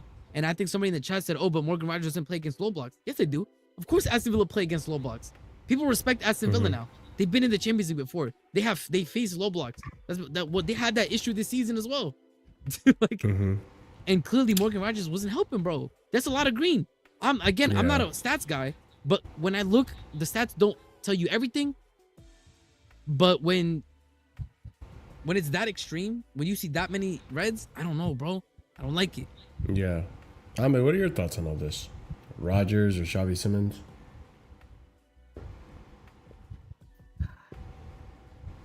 You know, I'm gonna Speechless. just be honest. I think they're very different tents. I think the problem that I think people have, yeah, I saw RSM's comment that he's listening right now.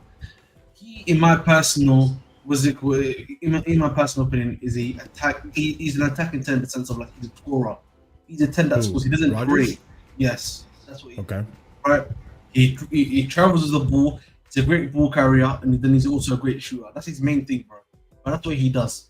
He's not really known to be a passer, right? Xavi Simmons is probably a bit more of an overall game, if that makes sense. He's got a lot of passing. Got a lot of dribbling, can shoot the ball, right? But I think for me, the way I look at it is that what am I looking for in the guy that I'm bringing in now? I need a guy that can score. You can always improve passing, bro. I don't think that's not much of an issue. I think you can always improve. That bad though? When they're that low? I Like, mean, you're that's not the even point. 50. You're bottom Yeah, 10% in at everything. the same time, he's probably carrying the ball the vast majority of the time. Right? He's probably at the same.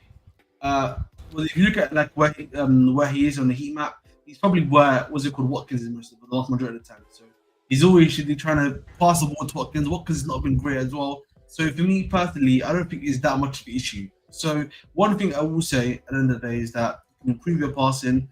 His finishing is what's key to me. I think he's a better finisher than Xavi Simmons, in my personal opinion. He's a better finisher than Xavi Simmons, right? And so, in my personal opinion, we need finishing, bro. The thing that we've lacked is not creativity. We need finishers, right? And he's another piece that you add to the finishing category. My personal opinion. And the thing is, yeah, if Nkunku is staying, Nkunku and Xavi Simmons are objectively very similar players, for example, right? So unless Nkunku is leaving for me, there's no point in me bringing in Xavi Simmons either. Mm-hmm. We'll have discussions on Garnacho very soon, because the other thing I would just look at is that how many goals and assists did Rodrygo get? Obviously, because this is like his breakout season, obviously. So let me see. This season, Xavi Simmons had 10 and 6, right? Okay. Let me go back to Morgan Rogers, 8 and 10 So in the Premier League, in just the domestic leagues. And the key for me 4 is and 2 that in the Champions League. Sorry, and listen, go ahead. listen. I think for me, you look at that 8 and 10, right? Yeah. That's with the passing stats that we're mentioning. If we can even improve it by 10 to 20%, you're probably going to be able to at least get 15 assists there, 16 assists. So that's the point. Listen, that's the point I'm trying to make. And again, some might say obviously that Xavi Simmons obviously. So you're telling me for 80 to potentially 90 million, we're getting somebody who we need to improve that much. In terms of passing, because again, I don't even think we need him to produce passing. That's the one thing I would probably argue, bro. Yeah, I think for me with him, I'm looking at his finishing. The key thing I'm looking at is finishing, bro. And I need him there because he's gonna add that finishing quality that we need, bro. That's what I look at more than anything else. Because that's what we lack. What we lack right now is finishing. I'm not convinced that he's the elite finisher. And the problem for me again, and I'll come back to this, if I'm keeping Nkunku, there's no point of me bringing in Xavi Simmons because I'm bringing another like for like. No, I'm saying I agree with that. Again, that conversation, you can dead it. This whole conversation is obviously if Nkunku leaves, right? Yeah. So let's not even bring that up as a point of contention. We're arguing the merits of Xavi Simmons versus Morgan Rogers. And I don't think that for 80, first of all, I don't think that he's the elite finisher you say he is. I really don't, respectfully. From what I've seen of him, I think he's a good finisher. I think he's a good goal scorer, but he's not elite finisher, bro. He's not bringing a level of finishing that this club has never seen before. He's never even touched 50% of the finishing at times that we've seen from Palmer. I haven't seen it. I've seen his goals. I've seen pretty much every single goal Morgan Rogers has scored. None of them scream to me insane finisher. Wow, that was a half chance that he scored.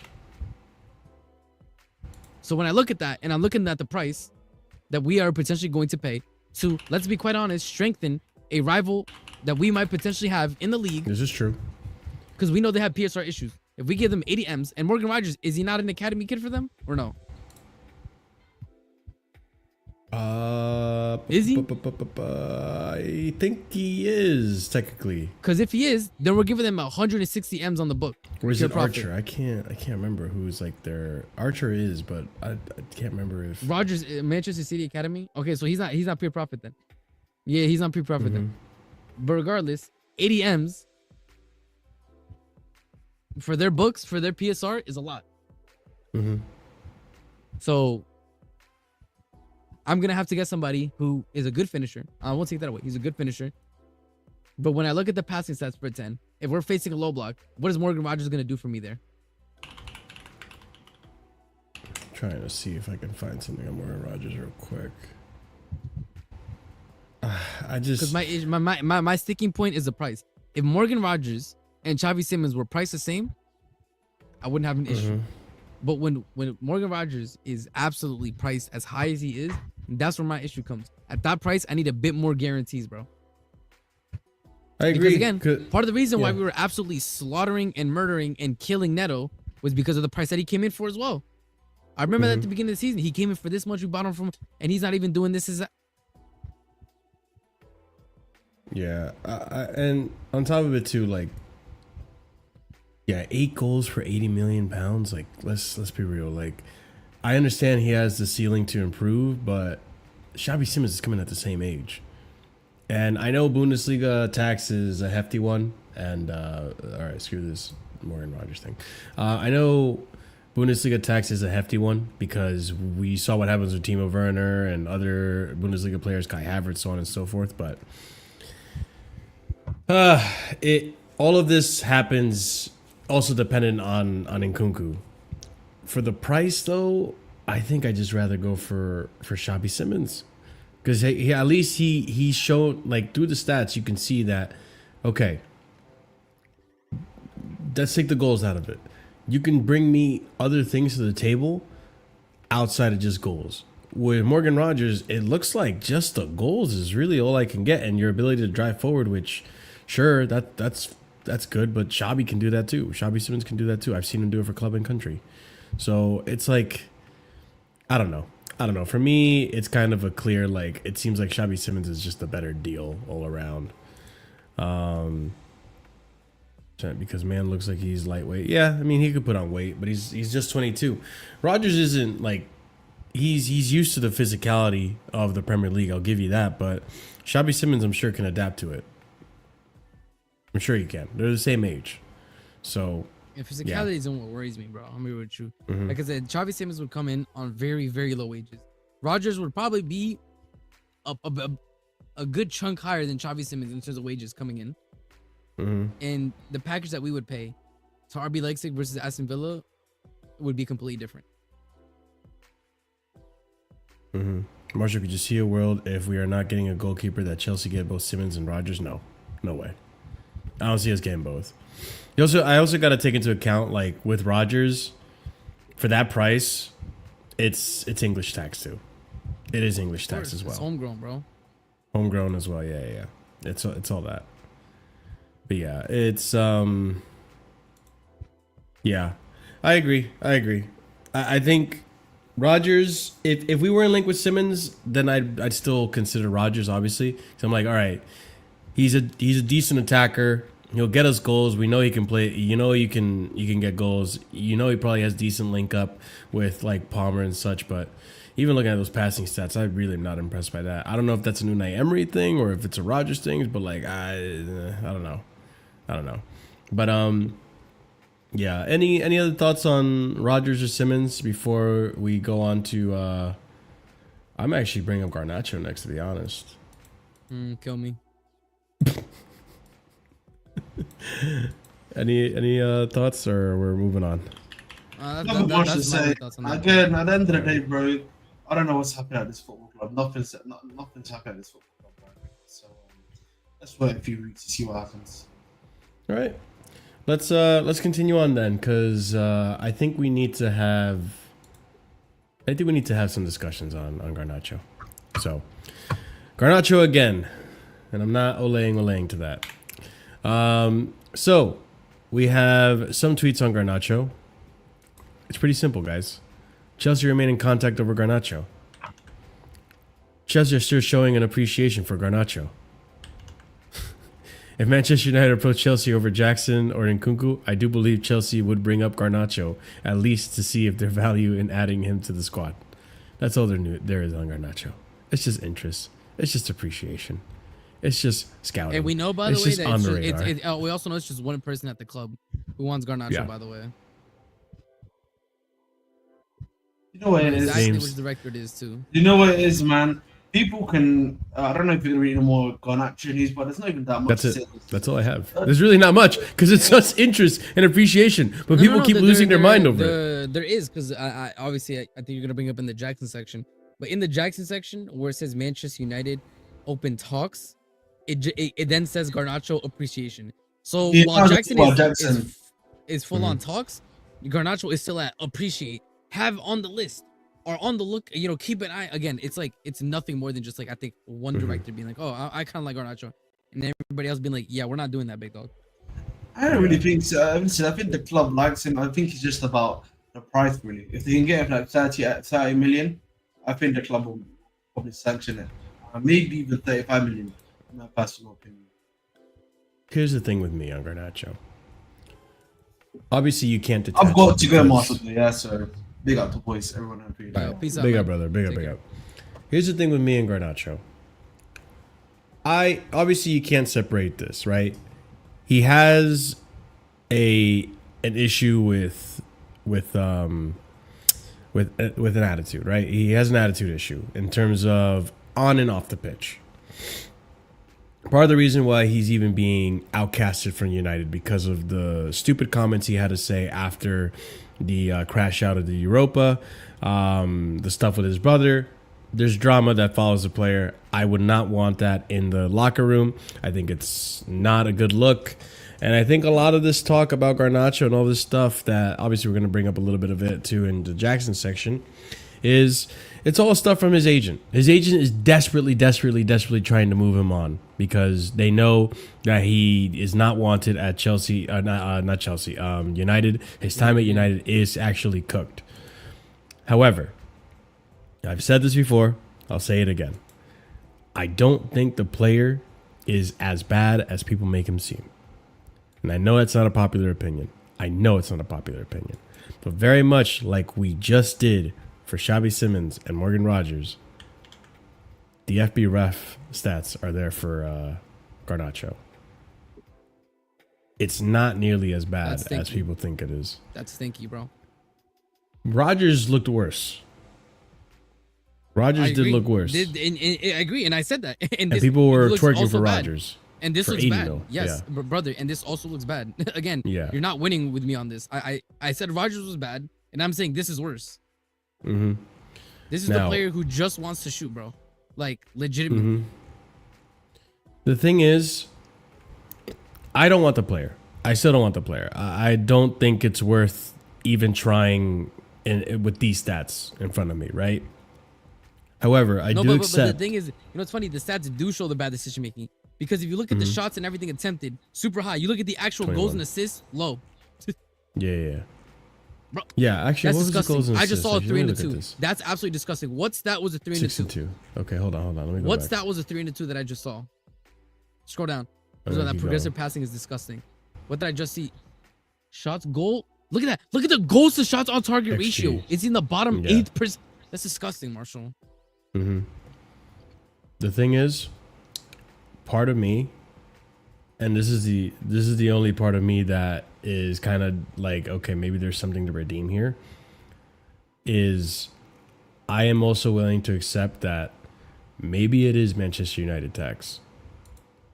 Maybe there is a Manchester United tax involved in all this. I personally think if this actually was to happen, right? Like, let's just say it does happen. The only way I would accept it and not like crash out, if it was like a loan with an option, same thing with Jadon Sancho, then I'm like, okay, all right, at least we don't permanently have this guy. We could try it. If it doesn't work out, just send him back. Because I do think the United tax is real. I do think a lot of players have been suffering in that United team. Again, I have to emphasize this, guys. I don't want this player. I think I'm happy with just having Gittins, and if we can go for Simmons, then even better. I think I'd rather Morgan Rogers, despite what we just looked at, over this guy as well. I'd rather keep Jackson and put him on the left wing than this guy. But I don't think he's nearly as bad as people say he is. I do think that there is a United tax attached to it, which a lot of players have been having horrible careers at United. So what happens if you put him in a better system? Will he improve? Will all those attempted shots turn into converted goals? Maybe. I don't know. But I'm not the biggest fan of the player. I can't detach from the personality issues, the off the pitch issues. I just don't want to bring that into the locker room. I think it would ruin everything. I think we'd be so pissed off at the player and all the bullshit he said. Listen, this is the same fan base that absolutely wanted Romelu Lukaku out of the club for flirting with his previous club. So I just don't think this is a match that is going to turn out well for Alejandro Garnacho. I don't think it's good for any of the parties. It's the same way Chelsea talk about Jackson. Also, you haven't even mentioned the fact that buying Garnacho would give whatever we pay, if we do end up buying him, would be double on Manchester United's books. That absolutely eases their PSR issues that they're having, or the budget issues that they have right now. That's double that they're allowed to spend then. All of a sudden. If we buy him for 35, multiply that by 2, and that's what United are allowed to spend on the player. Or players. I'm good off that, bro. I don't want to help United. Let them suffer. Let them rot. I'm all for that, actually, to be fair. That's what I'm saying. But yeah, it's as far as I'm aware, everything we've been seeing, every link that's been out there, that people, you have to read the devil in the details. Like, all of it's just been another way of saying he's on the list. We've been interested in him. He's a player we're considering. It's just consideration. There's been no bid. There's been no negotiating. There's been nothing. Ever since January, all it's been is the same recycled garbage of, oh, Chelsea are interested. Oh, Chelsea are scouting. Oh, Chelsea showing appreciation. Like, none of this shit matters. So if you do see it on Twitter, I just ask, call it out, because it's just nothing's happening with it. So on that as well, and this will be the final topic of today's show, so big up to every single one of you who have tuned in and have been smashing that like, and have also been subscribing. So we had a few new subscribers today. Welcome to the show. Welcome to the channel. And be sure to check out the links in the description. RSM's channel's on there. You got the Bridge Nation on there. All that fun stuff. They also cover news. They also do watch-alongs and all that fun stuff. So be sure to support the homies that show up on the channel as well. But yeah. Also, memberships. Don't forget that. That's like the bread and butter as well. Helps us out big time. Let's talk about a particular Nicolas Jackson. Okay, so the first tweet I have on Nico, actually, let me just check something real quick. Okay, cool. The first tweet I have on Nico is this one right here from Fabrizio. When Chelsea asked for Ekitike, the price was 100 million euros. Chelsea's position is, if you ask for these figures, for these strikers, we'll ask the same for ours. Chelsea will keep the market open for Jackson in the Premier League. And you know what? That's what I said about Broja when we put the price out for Broja, and people criticize me for it. I'm holding the same energy for Jackson. If you guys are going to be out there asking for these crazy prices for strikers, we can do the same thing. I don't know why it has to be one way and not the other way for us. Same thing when it comes to the Maignan deal. If they're going to negotiate and haggle for our players, we should negotiate and haggle for theirs. Like, it's fair. It's a two-way street, people. So we continue on. Many clubs are keen on keeping an eye on Jackson's situation at Man United, or at Chelsea, and Man United among them are among them. Unai Emery is a long-term admirer, gave him his debut at Villarreal. AC Milan, keen, but gap in valuation. United are considering a move for Nicolas Jackson to help solve goal-scoring problems, with strikers' future in West London in doubt. And as much as you guys might despise Jackson in the chat or on Twitter, he is definitely an upgrade to United on Xerxes and on Højlund. We continue on. Nicolas Jackson is another name considered by Villa alongside Garnacho. Chelsea not forcing Jackson out, but could consider bids. Meanwhile, Chelsea retain an interest in Morgan Rogers, even though Villa consider him untouchable. Nicolas Jackson wants to stay at Chelsea as he believes he'll rediscover his best form again next season, coming from I Am Rahman Osman. Continuing on, Nicolas Jackson is very much expected to stay at Chelsea. There's clear interest in him, though Blues' valuation is likely to be too expensive for most. Chelsea's plan, having two out-and-out number 9s and a versatile forward to choose from in the next season. Pretty much like 3 strikers, three attackers to have as an option in that striker position. Jackson could be in that. I wouldn't mind if he stayed. Understand, Chelsea forward Nicolas Jackson is on a short list for Manchester United. Chelsea have informed Manchester United on conditions of a deal for Nicolas Jackson. United is still discussing their striker target internally, and sales will be important. Chelsea are not desperate to sell striker. United have held talks with Nicolas Jackson representative Ali Barat And again, this guy is going to be a big name in the agents world that we're going to hear from in this summer window. Worth noting, Chelsea have interest in Garnacho. And then lastly but not least, if Chelsea sell Jackson and Nkunku, then you maybe could see Chelsea pivot back to someone like Benjamin Sesko, even though they ruled him out before, because they feel like they need 2 out-and-out proper number 9s. My take on this before RSM goes is just simple. If Jackson goes, he goes. If he stays, I don't mind it either. I don't think he's a bad player. I think he's had some disciplinary issues, which he has to fix up on. I don't like what happened against Newcastle. I don't like what happens against Flamengo. I think that was very stupid of him. It was very boneheaded of him. And I really hope that that's behind him. I really hope that's behind him. He is a liability. I don't trust him to put him back in the lineup. I'm fine with João Pedro taking that position. I'm fine with Delap taking that position. He can hold bench and work his way back to a starting position if he wants a starting position. If he wants to fight for his place in the team, cool. Fight for your place in the team. I'm all for that. But in terms of this player, do I need him gone? He's a liability. Oh, he's going to hold us back. Oh, we're not going to. Bro, this isn't Sanchez. He can stay in a team. He has his uses. He has good link-up play. He can dribble past players. He can be dangerous. He can cause issues to opposition defense. He does improve our attack, despite what some people may believe. So I do think there is use for the player. I'm not in a rush to force him out. But at the same time, if we get a good amount of money, which it should be a good amount of money, I'm expecting nothing less than 50, then he can go and Chelsea can pocket the profit, because we got him for 30. So that's my whole shtick on him. RSM, you probably feel the same way, but maybe you don't. Maybe you surprise me. What do you think? You know, for me, it is this. I think if he stays, I think right now he's third string. I think we agree on that, right? Yeah. I think he's 100%. clearly third string. I think my biggest issue is I think Maresca lost trust in him. Mhm. And I think that has shown to be killer at Chelsea Football Club. Yeah. Once the manager loses confidence in you, if he doesn't trust you, you're not even getting the minutes off the bench that we're potentially talking about him having. And at that point, I would rather we just move on from him right now. And that's just the reality of the situation. Now, when we talk about where he might potentially go, I think him going, I think if Garnacho goes to Villa, then I could see United getting Watkins and us selling Villa Jackson. Yeah. And in that manner, I could potentially see Morgan Rogers coming through the other way. That's the way that happens. Nightmare scenario is obviously a Jackson Garnacho kind of thing. That's definitely nightmare scenario.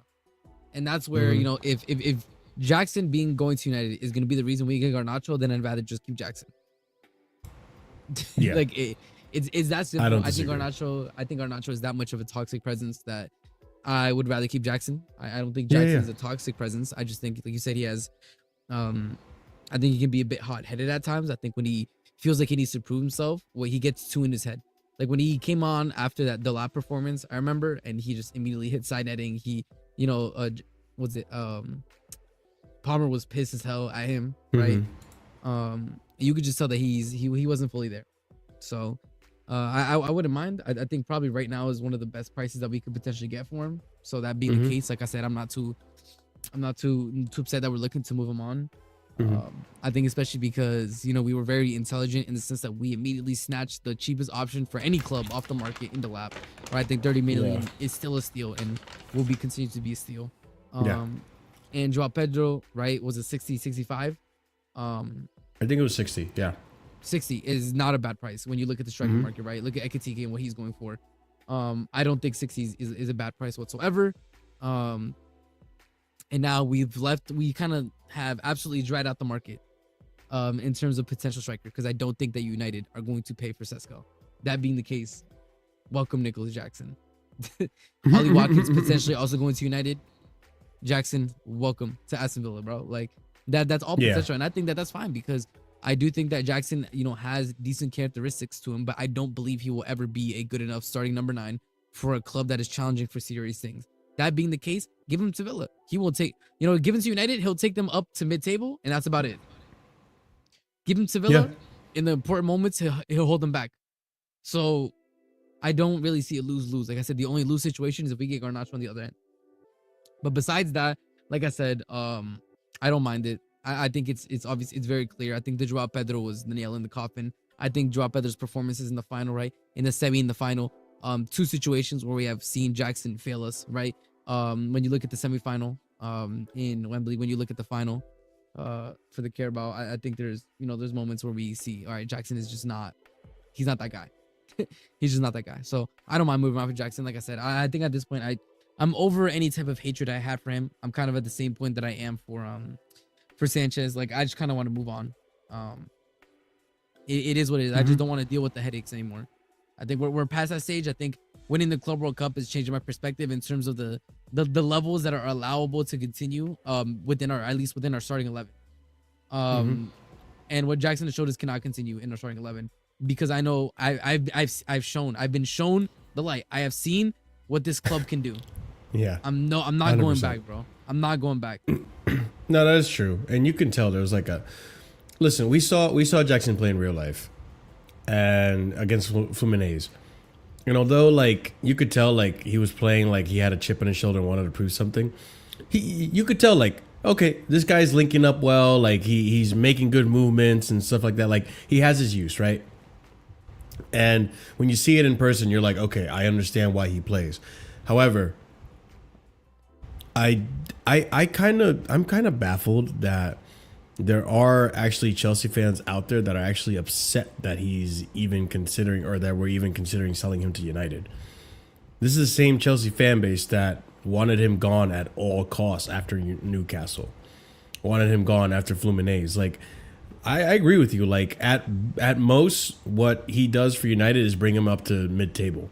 Like, I don't think he becomes a threat against us if we send him to United. Like, I find it really weird that Chelsea fans are getting upset in the fact that he's even considering going to United. It's really, really weird behavior to me. Like, it's like pick a lane, guys. You either would like him or you don't like him. Like, I think some of these guys self-reported in a sense by even reacting that way, and like realize like, oh fuck, I think Jackson's actually a good player, but I don't want to admit it because I'm just mad at him about the red cards that he got, which rightfully so. I understand. That shows that in the moments of need and competition where we need you to be available, you can't be relied on. Like, again, I pretty much agree with everything you said. I don't want to have to rely on this player anymore. I'm happy with the strikers that we got. And the striker market is poor. I do think it's possible. I honestly think Jackson stays. In the long haul of this whole thing, I think Jackson does stay. I think Unless Guiu United goes on the or Villa loan. are dumb enough to offer exactly what we want for him. Like, Which if they they're do, dumb that's enough, even great. Then that's what I'm saying. That's on them. Like, Yeah, that's that ain't on us, them. bro. But I think because they were so hesitant to pull the trigger on Ekitike when he was available, because I haven't seen many links to Sesko for United.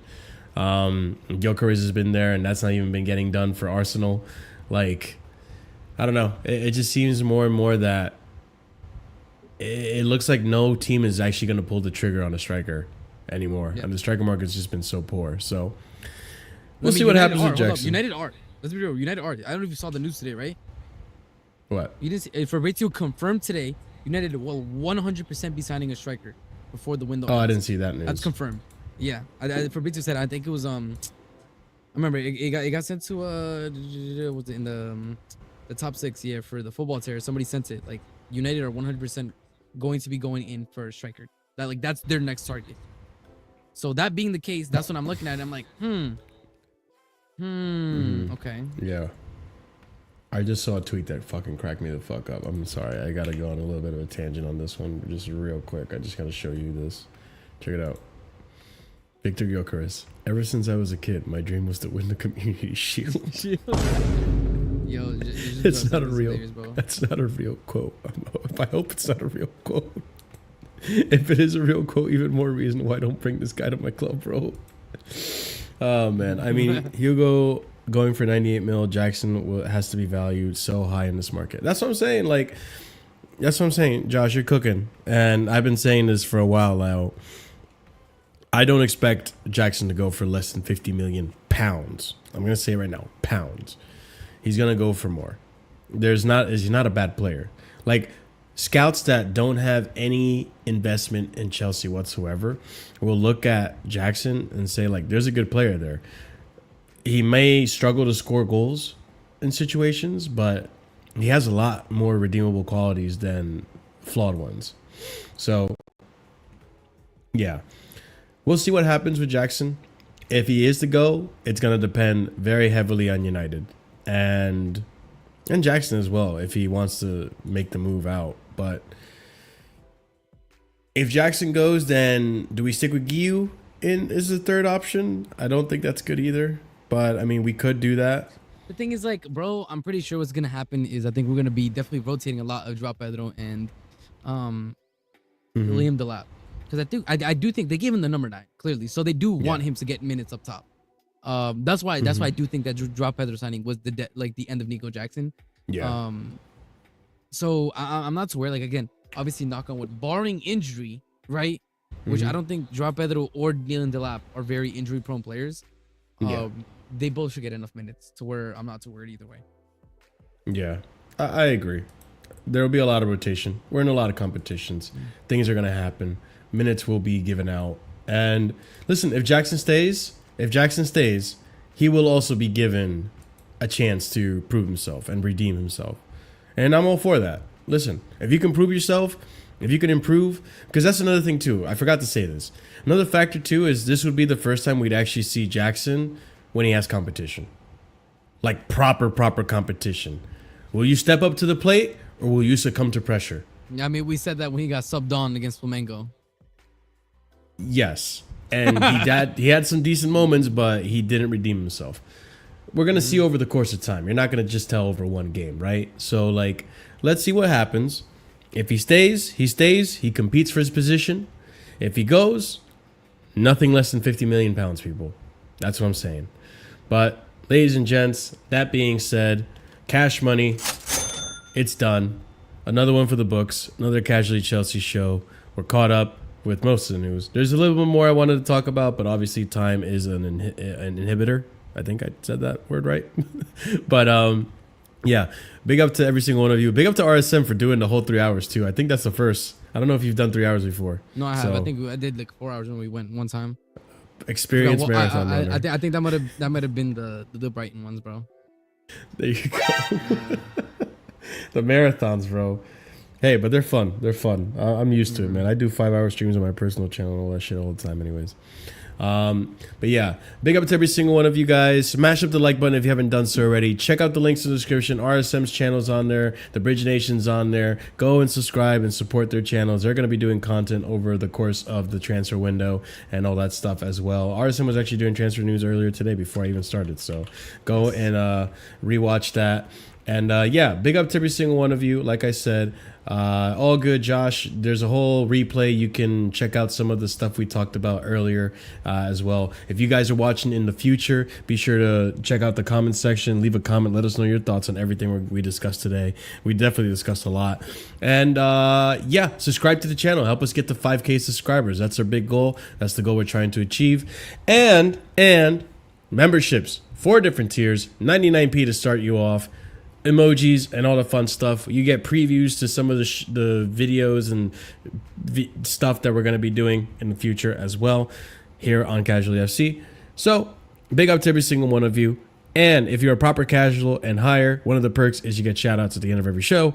And I do forget sometimes, I'm sorry, but I remember most of the time. So that's going to be going out to Daniel, TM127, EE, Dark, Adrian, and A. Solomon. Big up to you guys. And big up to all the new members as well. We have some new members out there. I got to get that list, and I'll shout you guys out in the next show. But we're going to raid out to Strasbourg Steve. We haven't rated him in a hot minute. So go ahead. He got banned. He's back, though. I'm going to have to ask questions about that. Okay. So go ahead. Game on accident on stream. He okay. got packed up. That sucks. That's really unfortunate.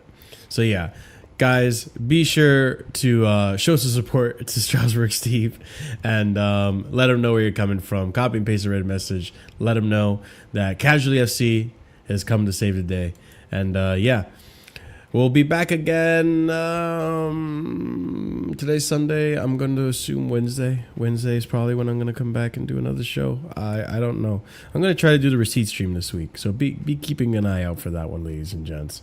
But yeah, that being said, y'all have a wonderful night. As always, stay casual. Peace out. And until next time.